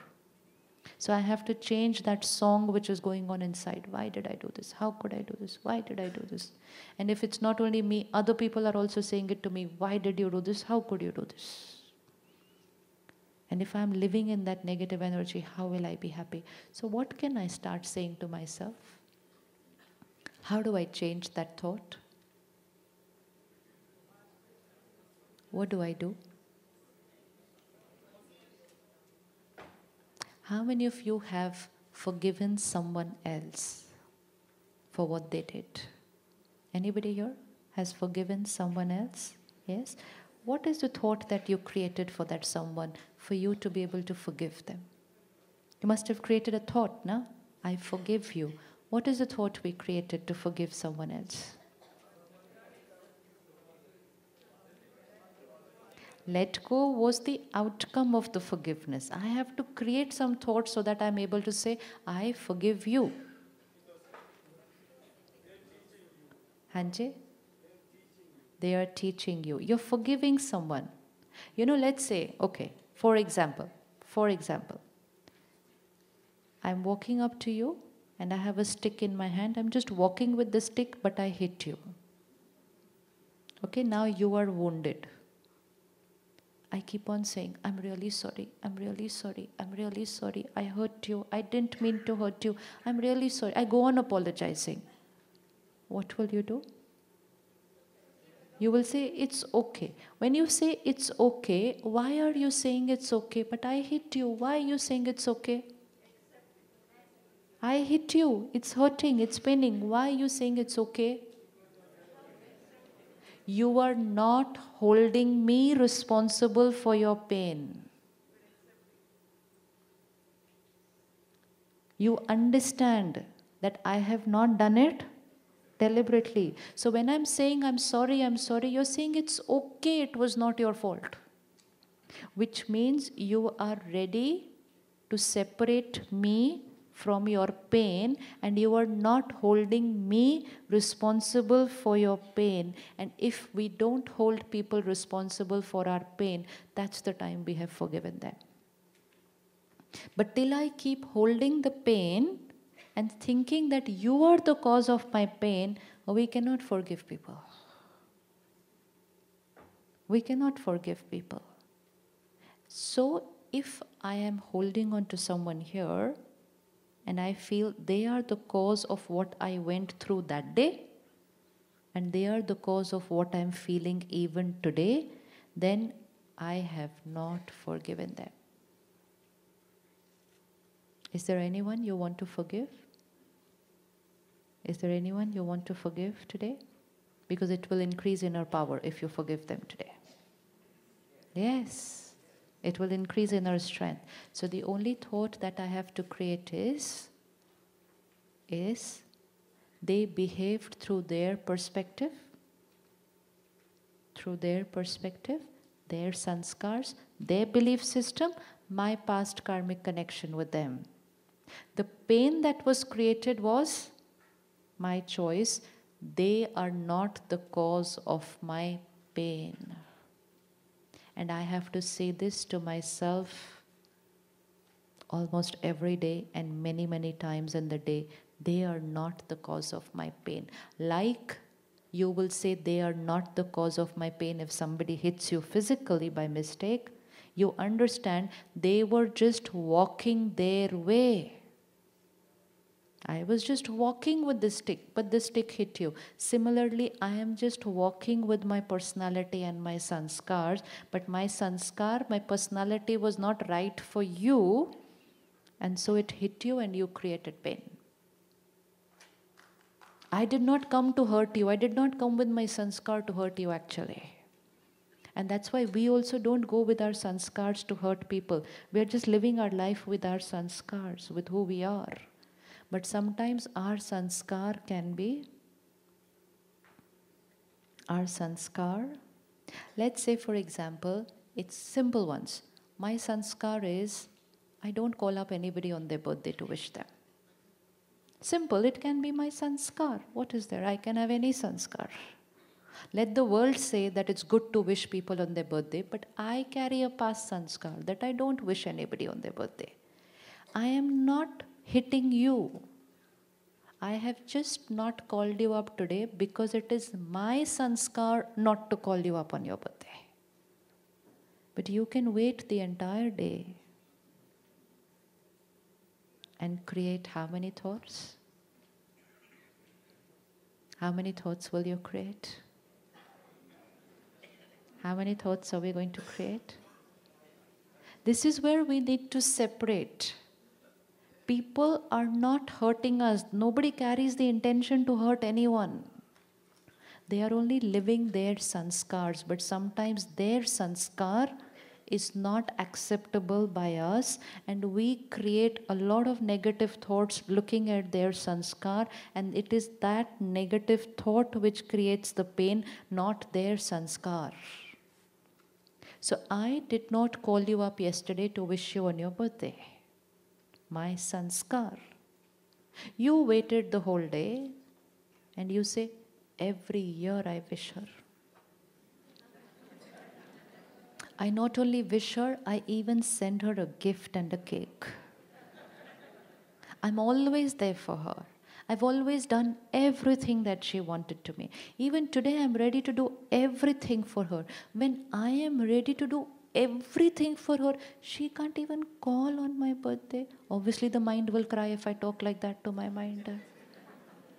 And my mind will say, she does not love me, she can't do even this much for me. Then my mind starts crying even more when I start saying like that. And while I'm creating all these thoughts and I'm creating all the pain, I'm saying all this I'm creating is because of you did not call me on my birthday. And that's why what gets recorded on the soul is, you hurt me, I cannot forgive you, and most important, next year I am not calling you. So I even change my sanskar. Ever changed your sanskar because other people did not have the same sanskar as you? Check. There's a huge list. And many times we are changing our beautiful sanskars only because other people did not have the same sanskar. So bring that person on the screen of your mind for whom I've recorded here, they hurt me. And just separate your hurt from their sanskar and see that it was not the sanskar which hurt you. It was not their behavior which hurt you. It was the thoughts that we created in response to their behavior. Because their behavior cannot hurt me. But it is the thoughts that I created when I saw them behave that way. If someone gets up and walks out of this room, I get very hurt. I can. What's so difficult in that? And I can create 100 thoughts sitting here. Like brother said, I traveled 18 hours to sit here. They can't even sit for 1 hour. How mean. How disrespectful. Is this the way they treat me? I only have to start talking like this to myself and I will be crying here in the next 5 minutes. Yes or no? Yes. But when I start creating those thoughts and when I start crying, I say it's because of them. It's because of them. And then I create a general belief system which says every time someone walks out from the program, I get hurt. General recording. Now in every program, 5-6 people will walk. And in every program, 5-6 times I will create hurt. What will happen to the inner power? What will happen to the inner power? Are people allowed to walk out of the program? Are people allowed to walk out of the program? Yes. Why? Why? Why? Very good. So sweetly you have said their choice. Now so sweetly say their choice for everything else that people are doing around you. Their choice. See, again 2 people walked out. See? This is life, this is life. This is exactly what is life. And if we could laugh like this when somebody walks out, inner peace, inner power. This is it. People are doing what is right for them.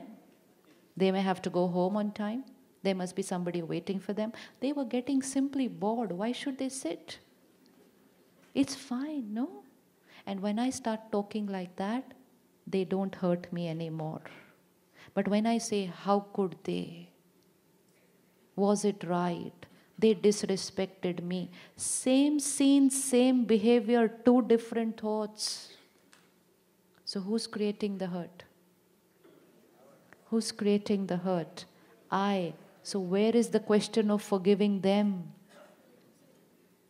Where is the question of forgiving them? They were just being themselves. They were just being themselves. Now, what does acceptance mean? Acceptance means I accept. People will walk out, people will walk in also. This is life. Now look at this beautiful thing. One more realization I have just now. He walked out only for 3 minutes. But I thought he's walked away. है ना? And in those 3 minutes, I would have created so much negative energy, so much negative thoughts. And then when he walks in after 3 minutes, I look at him like that and say sorry. I said, sorry for what? For what should I say sorry to you? I said, sorry that you walked out. And that's why sometimes people cannot understand why we are hurt with their behavior. They were just being their normal self. They needed to go out for 2 minutes, but we used their karma to create wrong thoughts. And then we look at them, see, everyone is coming back. See? Everyone's coming back. But I could have ruined my life in the last 5 minutes. This is how we have to laugh in life. This is how we are going to laugh.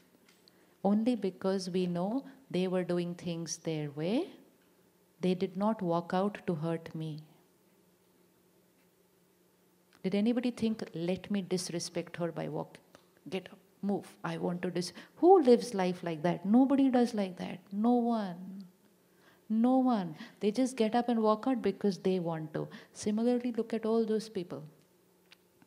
It may not be as simple as just walking out. It could be bigger things in life. It could be much, much bigger. But the equation is the same. Problems could be different. It's like in maths. Problems will be different. Equation will be the same. And equation means whether somebody walks out of the hall or whether somebody walks out of my life. They are walking out because they don't feel like being there anymore. But if I am going to say, they hurt me, and then live in pain, hate them for walking out, and create that wound, I will live in pain, not just in this costume, I will carry forward that pain. People allowed to walk out? Yes. Which means people are allowed to be their way because they are going to be their way. So from today, I will start separating people's behavior from my thoughts. This is their behavior, this is my thought. Who is creating the hurt? Who's creating the hurt? My thought. So what do I need to do? Change them? No. Change the way I think. Now how should I create the right thought? By exercising daily. Soul exercise, meditation gives inner strength. Listening to spiritual knowledge daily increases my power.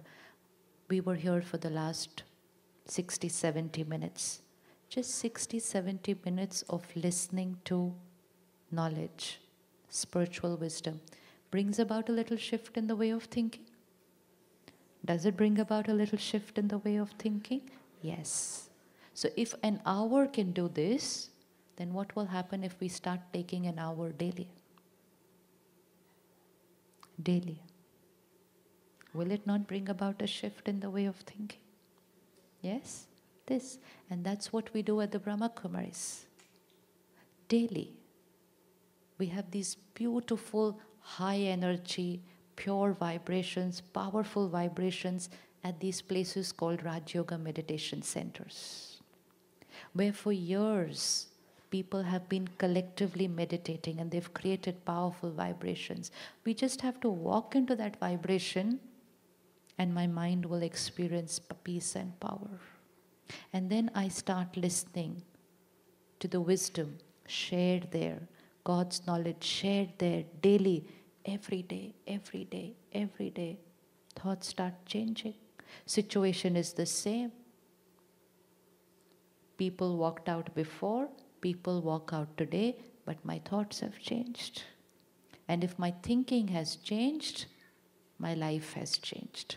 Life does not change depending on what's happening outside.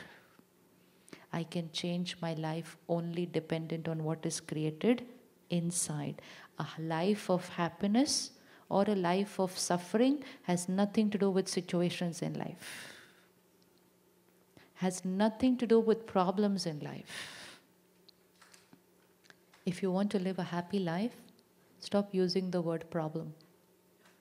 There's problem in my life. It's a situation in my life. Just changing the word will change the energy. And we don't only call situations problem, we call people problem. He's a problem in my life. Why he's a problem in my life? Because his or her particular behavior creates wrong thoughts here. So who's the problem then? My thinking is a problem, not the person. This is empowerment because I know now where to change. I know where to change. And now I start creating that change when I start getting this knowledge daily. Knowledge is food for the soul. Meditation is exercise for the soul. So if I take out 30 minutes every day to have the right diet for the soul and exercise for the soul, I am spiritually healthy. And if I'm spiritually healthy, what will be a sign of a spiritually healthy soul who is able to create comfortable thoughts in crisis? Comfortable thoughts in crisis. Weak soul, able to create wrong thoughts in the best of situations. Yes, we know both the options. Some people are able to create uncomfortable thoughts even if everything is favorable outside for them. And some people are able to create the right thoughts even if nothing is right outside for them. Depends on here. And that's inner power. And if I'm using this inner power, then peace is natural. Happiness is natural. Contentment is natural. How many of you have 30 minutes daily for yourself? 30 minutes daily for yourself to become a powerful person. To become a powerful person in terms of position, how much time people put in every day. I want to achieve here so that I become a powerful person. How much time do people put in every day? Hours and hours to become a powerful person. To become a powerful soul, 30 minutes daily. Those who are powerful souls, will they become powerful people in society?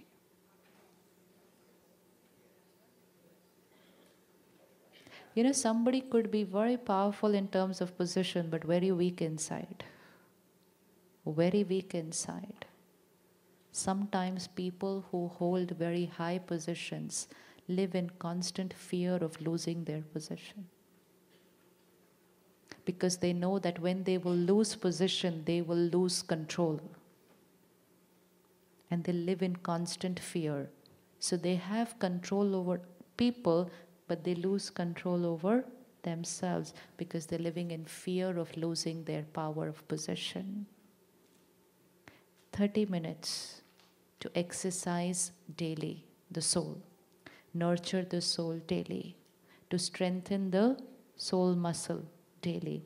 And when I'm spiritually healthy, emotional health, mental health, physical health, social health, financial health, everything is definite. Definite, because I'm spiritually healthy. My every thought is right, even in a crisis. I will find a solution, always.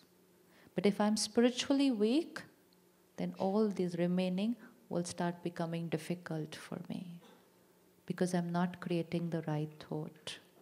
So we create a little change in our lifestyle where we shift the beginning of the day from acquiring information of the outer world, we shift it to acquiring information of the inner world. That is spiritual knowledge. And that's what we do at the Brahma Kumaris. 30 minutes daily, we come together at the center to listen to the gyan, the knowledge about the inner world. Who am I? What are my qualities? What are my sanskars? What's my nature? How do I have to respond today? We listen, hear, and talk only about this inner mechanism for 30 minutes every morning. If I don't take out that time, how would I know how this works? Like, if I don't take out time to read the newspaper, I don't know what's happening in the outer world. Last 15 days, I have no idea what's happened in the world. I have absolutely no idea what's happened in the world because I just haven't read or heard anything. So if I don't read or hear anything about that world, I would not know what's happening in that world. Similarly, if I don't read or hear about anything about this world, I would not know what's happening in this world. And then when I don't know what's happening in this world, I blame this world for whatever I feel here. Because I don't know anything about this world. So those 30 minutes daily are about understanding this inner world. How does it work? How do I think? How do I respond? How do I change my sanskar? 30 minutes daily can change the destiny of people. It can change destiny of people. So I need to ask myself, can I take out 30 minutes, which I was spending earlier to acquire information of the outer world, which is today a lot of pain, anger, and aggression. And what I consume early in the morning from the outer world starts influencing my inner world. So that's when I start getting overpowered by the outer world. Any of you get disturbed while watching the news? How could you do this? How could she do this? How could he do that? Ever done that? Ever done that? People can get disturbed if the cricketer drops a catch in the cricket match. And you can see anger and aggression in their face and they start shouting at their wife because he over there dropped the catch. That's the life. Even people across the TV screen can overpower me. So outer world, taking control over the inner world. And when I start taking care of my inner world starts influencing the outer world. Now situations will turn to be the way I want them to be because I will influence them with my energy, with my vibrations. Why? Because I am not getting influenced by them, I am influencing them. Requires only 30 minutes daily. 30 minutes. So just bring about this shift, 30 minutes early morning. Let's not take in information of anger, pain, aggression. If I want to be healthy here, I cannot consume violence, pain, aggression every morning. It's almost near to impossible to be happy if we read only violence, pain, terror early morning. How can we be happy? And then we say, naturally I'll feel pain when I hear all that is happening in the world.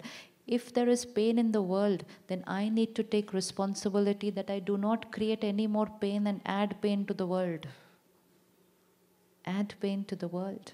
At the Brahma Kumaris, we have a very beautiful thing which is called world meditation. And whenever there is a calamity, a crisis, a natural calamity, a man-made calamity, anywhere in the world, all the Brahma Kumaris brothers and sisters all over the world meditate at that time. They meditate at that time to heal, to radiate purity and love to those who are in pain. Earlier what I would do, I would watch the news of that calamity and create pain. Oh, so many people, this happened. So I create pain. When I create pain, I radiate pain, add pain to their pain. And now what we do, we meditate when we come to know something like this has happened. Consciously connect to Him, radiate peace and power. We don't know, like Sister Kala shared with us in the beginning, we don't know the power that this inner change creates in the world. We only have to experiment to see how this works. So let's separate our thinking from that situation, and even if there is a calamity outside, influence that crisis with your peaceful and powerful vibrations. Then we are not changing ourselves, we are also changing the world. We have the power to change the world. How many of you have ever changed somebody else's mood? They were upset, and after meeting you, they were fine. Anyone's ever done that? Yes, simple. Simple. It's so easy. We know how to do it. Somebody is in pain, radiate it, pure it, power to them, and there they are, smiling in 2 minutes. We have the power to influence people. We have the power to influence nature. We have the power to influence body.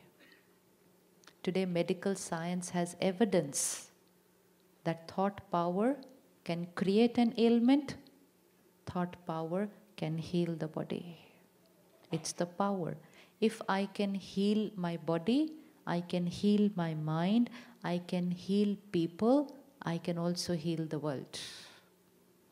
So every time you choose to create a right thought in response to a situation, you are contributing towards creating a peaceful world.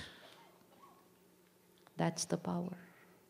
And every time I choose to create anger, pain, irritation, I'm contributing towards creating terror in the world. Because I'm radiating those vibrations into the world. And that's why the world is what it is, because most of us today are saying anger is natural. Anger is natural. So if millions and millions of people are going to say anger is natural, what's going to be the energy on the planet? What's the energy on the planet? Anger. And then that will reflect in actions. And then we want the world to change. I need to be that change. So tomorrow, 24 hours, come what may. Yes, we will start the day with a beautiful thought. I am a peaceful being. I am a powerful being. Today, come what may. Let any situation be there. Let any person behave the way they want to be. Today, one day, my every thought will be of acceptance of situation and people. No disturbance here. One day. Yes? Yes? One day? Yes? And if we can do anything for one day, we can do it the next day, and the next day, and the next day. Anything which we can do once, we can do any number of times. Any number of times. So save yourself from the information of the world from tomorrow morning. Save yourself, protect yourself, keep away from it early morning. Early morning, whatever we absorb is going to go deep into the subconscious, and it's there. Early morning, fresh, blotting paper, clean, absorption power highest. I have to choose what I put on that blotting paper here early morning. That will be my foundation for the day. So let's start keeping media, news, information of the outer world for the later part of the day. And take only that much which is absolutely necessary for you to know about the outer world. One way of living is to consume what's happening in the outer world, and the other way of living is to change here and to influence and create a change in the outer world. We have two ways of living. Choose whether you want to become what the world is today, or whether you want to be who you are and change the world tomorrow. That's the choice that we have to make. So early morning tomorrow, how many of you can stay without reading the news or watching the news tomorrow morning? Willpower? This increases power. Every time we do something which we were doing for so long and we bring about a change, we've increased inner power. And every time I say, I thought I would not do it, but you know what, the newspaper was right there. And then I thought I will just read one line. And then I said, okay, the first page. This is power. This is when I give away my power. So tomorrow morning, everything will be there around me, but I will choose, I'm not taking it in. And I will make this an experiment for my life for a month, to see the shift that it will bring inside me. I will read it a little later, not early morning. And let me substitute that with 30 minutes of taking in something pure. Information of purity, love and compassion.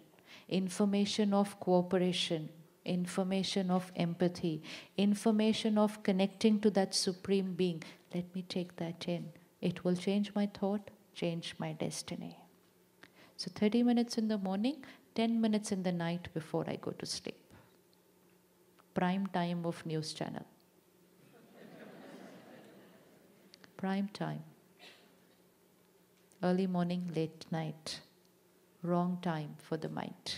Early morning, late night. And that's why many of us are not getting good sleep. Yesterday we met a doctor who's a sleep therapist. And he said some of the most selling pills, which means something which is natural, sleep, natural, is not coming to me. Something not right here in the inner world. Why are we not able to sleep well? Overthinking. The mind is in 4 stages. Beta stage, active thinking. Alpha stage, dreaming, slow down. Theta stage, very slow thoughts. Delta stage, let somebody ring the doorbell and you will not come to know. 4 stages of sleep. But if I remain in the beta stage, which means I keep on thinking, my mind does not slow down to go into the alpha theta stage, I will not be able to fall off to sleep. And why am I thinking so much in the night? Because I was thinking a lot during the day. So how will I be able to fall off to sleep? When I take a sleeping pill, or when I take alcohol to go off to sleep, the mind stays in the alpha stage. It does not come into the theta and the delta stage. So I don't get deep sleep. And so we are not very fresh in spite of having slept for 6-7 hours.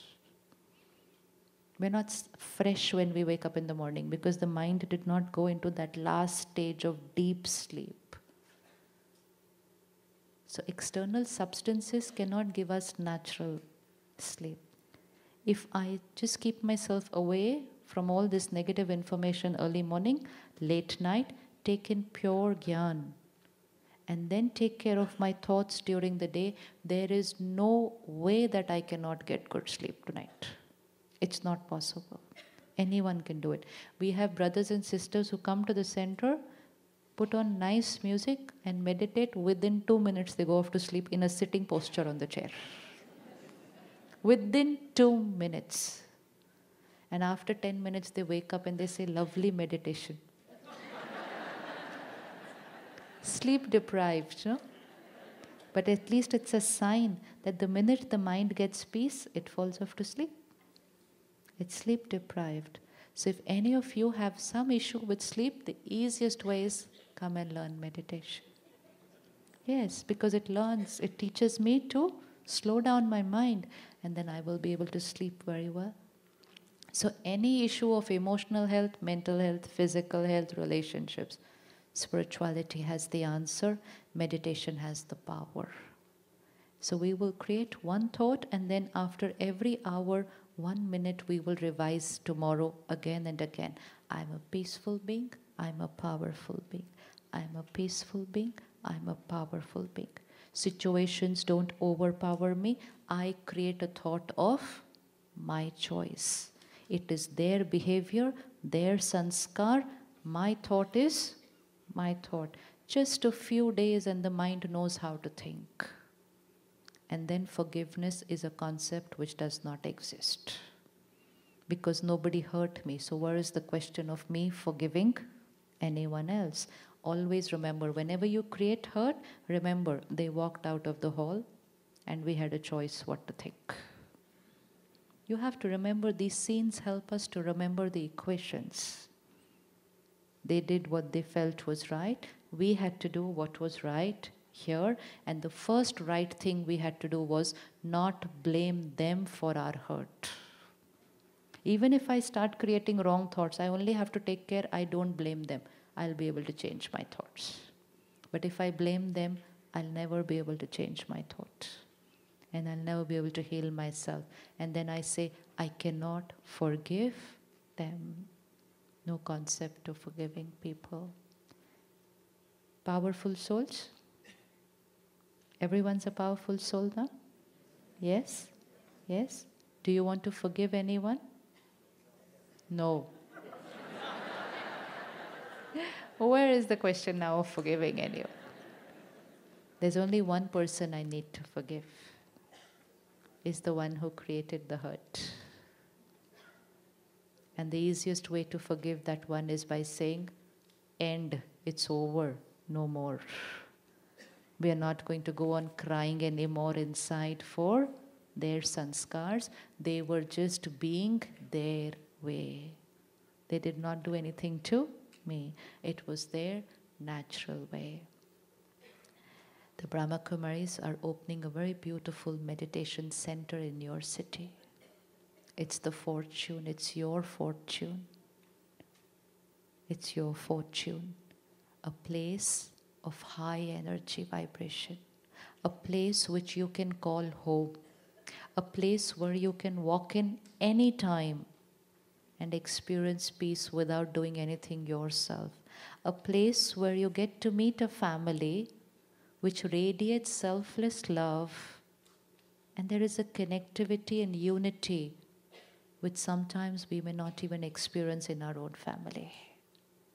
And the reason why they are able to do that is because they connected to that one. They connected to that one, and they're increasing their spiritual health daily. And once I become a part of that family, I start improving my spiritual health. And then when I go back to my family at home, I'm able to create unity and connectivity there at home. So I come to a family where I experience that purity and unity. I absorb their energy, go home, and then I create purity and unity and connectivity at home. And so spirituality helps us to get our entire family back into that unity where it was meant to be. So at every center of the Brahma Kumaris, we have a meditation course. 2-3 days of half an hour every day, any time which is comfortable to you, or at a specific time when the meditation retreat begins, which will be sent to you by email.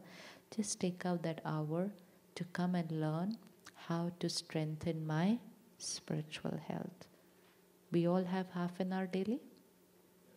Anyone here is busy? We are all powerful, happy, easy souls. Easy souls. Let's sit back now in silence and let's prepare ourselves for tomorrow.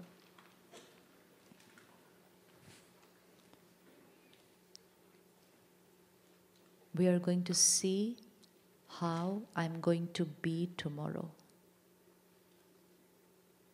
Not what I'm going to do tomorrow, but how I am going to be tomorrow.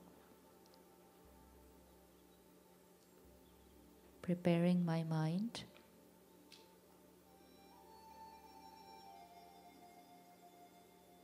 How I'm going to be with everyone tomorrow. And after we prepare ourselves, visualize how the day is going to be tomorrow. We will take this energy, this vibration home with us today. Our next 15 to 20 minutes while we drive home will be an appointment with ourselves. A little time for personal reflection, to check any uncomfortable thoughts that I have been creating in response to someone's behavior. So after our meditation, we will walk out in absolute silence, just being with ourselves, taking home this inner peace and inner power. And when we are walking out, sisters and brothers will give us a blessing card. It's different for each one. And they will give us a little sweet, which is called Toli Prasad, cooked with a lot of happiness and love for you. This is not the end of the program. It's the beginning. Awakening means it's the beginning now. A beginning for me to prioritize my health, my spiritual health, and taking out time for myself.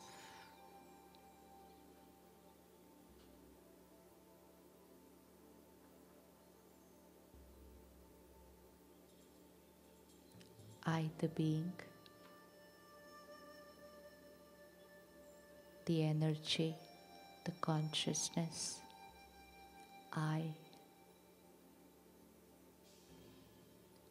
the one who creates every thought and feeling, I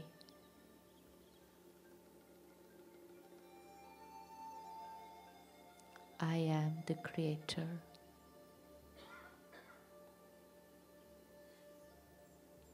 I am a powerful being.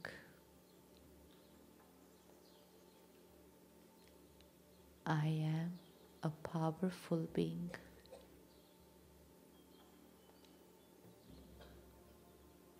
I choose how to be, irrespective of what is happening outside me. I have a choice. I am a powerful being.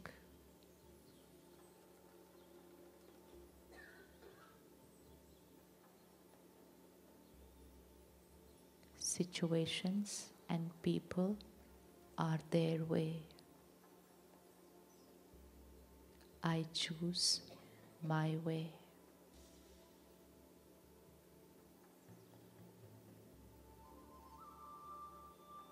I choose patience.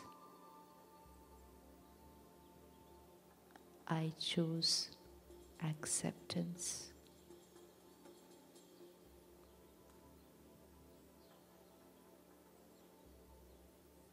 I understand them. They are only being their way.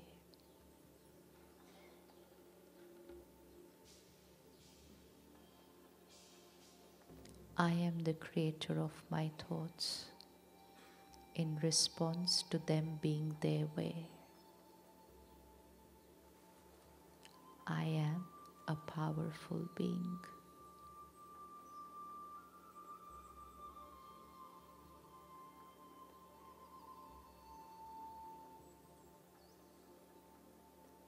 Tomorrow,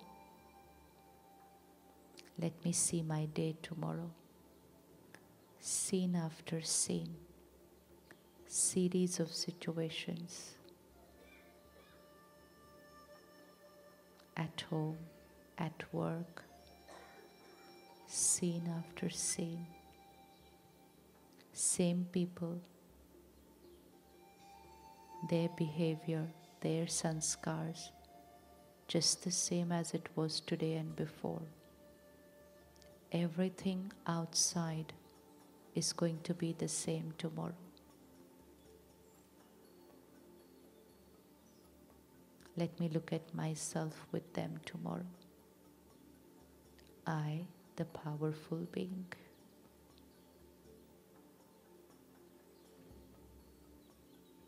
Stable,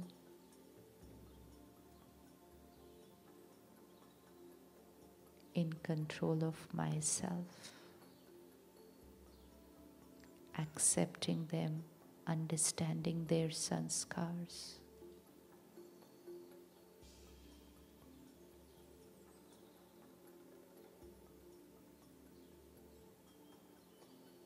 This is how I'm going to be. And as I am that powerful being, I radiate my peace and power to them and to the situation.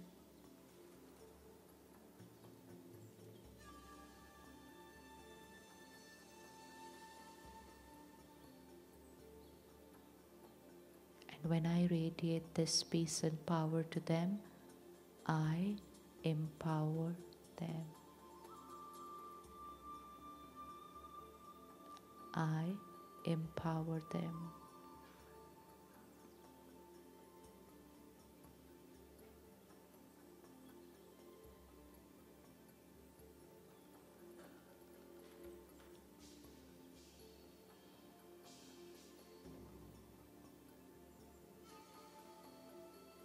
I am that angel. I am God's angel who radiates this peace and power to everyone I meet tomorrow.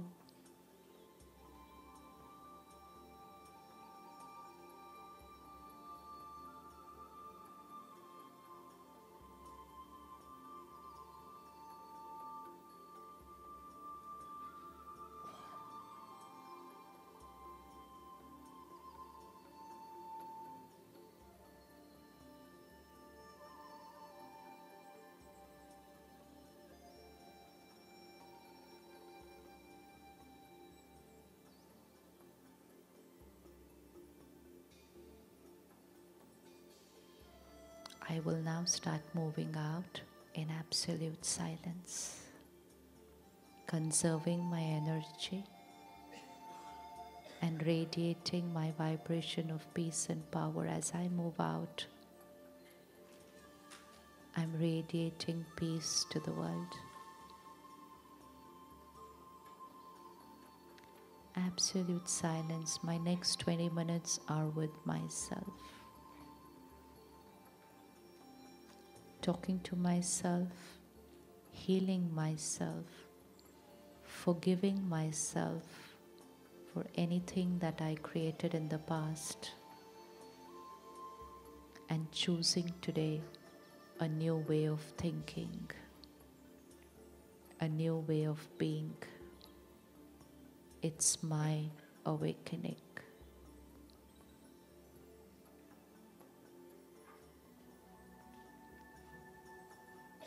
We can start moving out now. Absolute silence. mind in silence, body stable, at ease, comfortable. Next 20 minutes, I am with myself. With myself. Silence as I'm moving out. It's good karma for me to retain my vibration and allow other people to do the same. Brothers and sisters on the top in the balcony, absolute silence. I need these 15 minutes to absorb everything that I need for my awakening.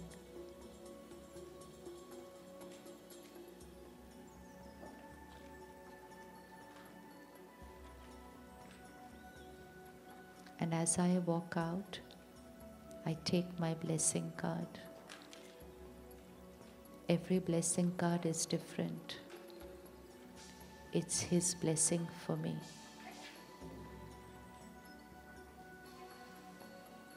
It is who I am. It's my quality which I will get on the blessing card.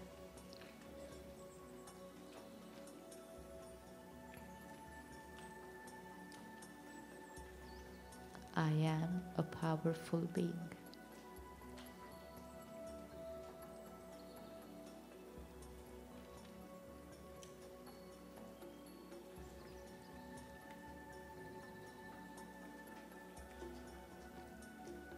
Tonight, before going to sleep, I remind myself again, I am a powerful being. I am a peaceful being. Every scene tomorrow will see me responding with the energy of peace and power.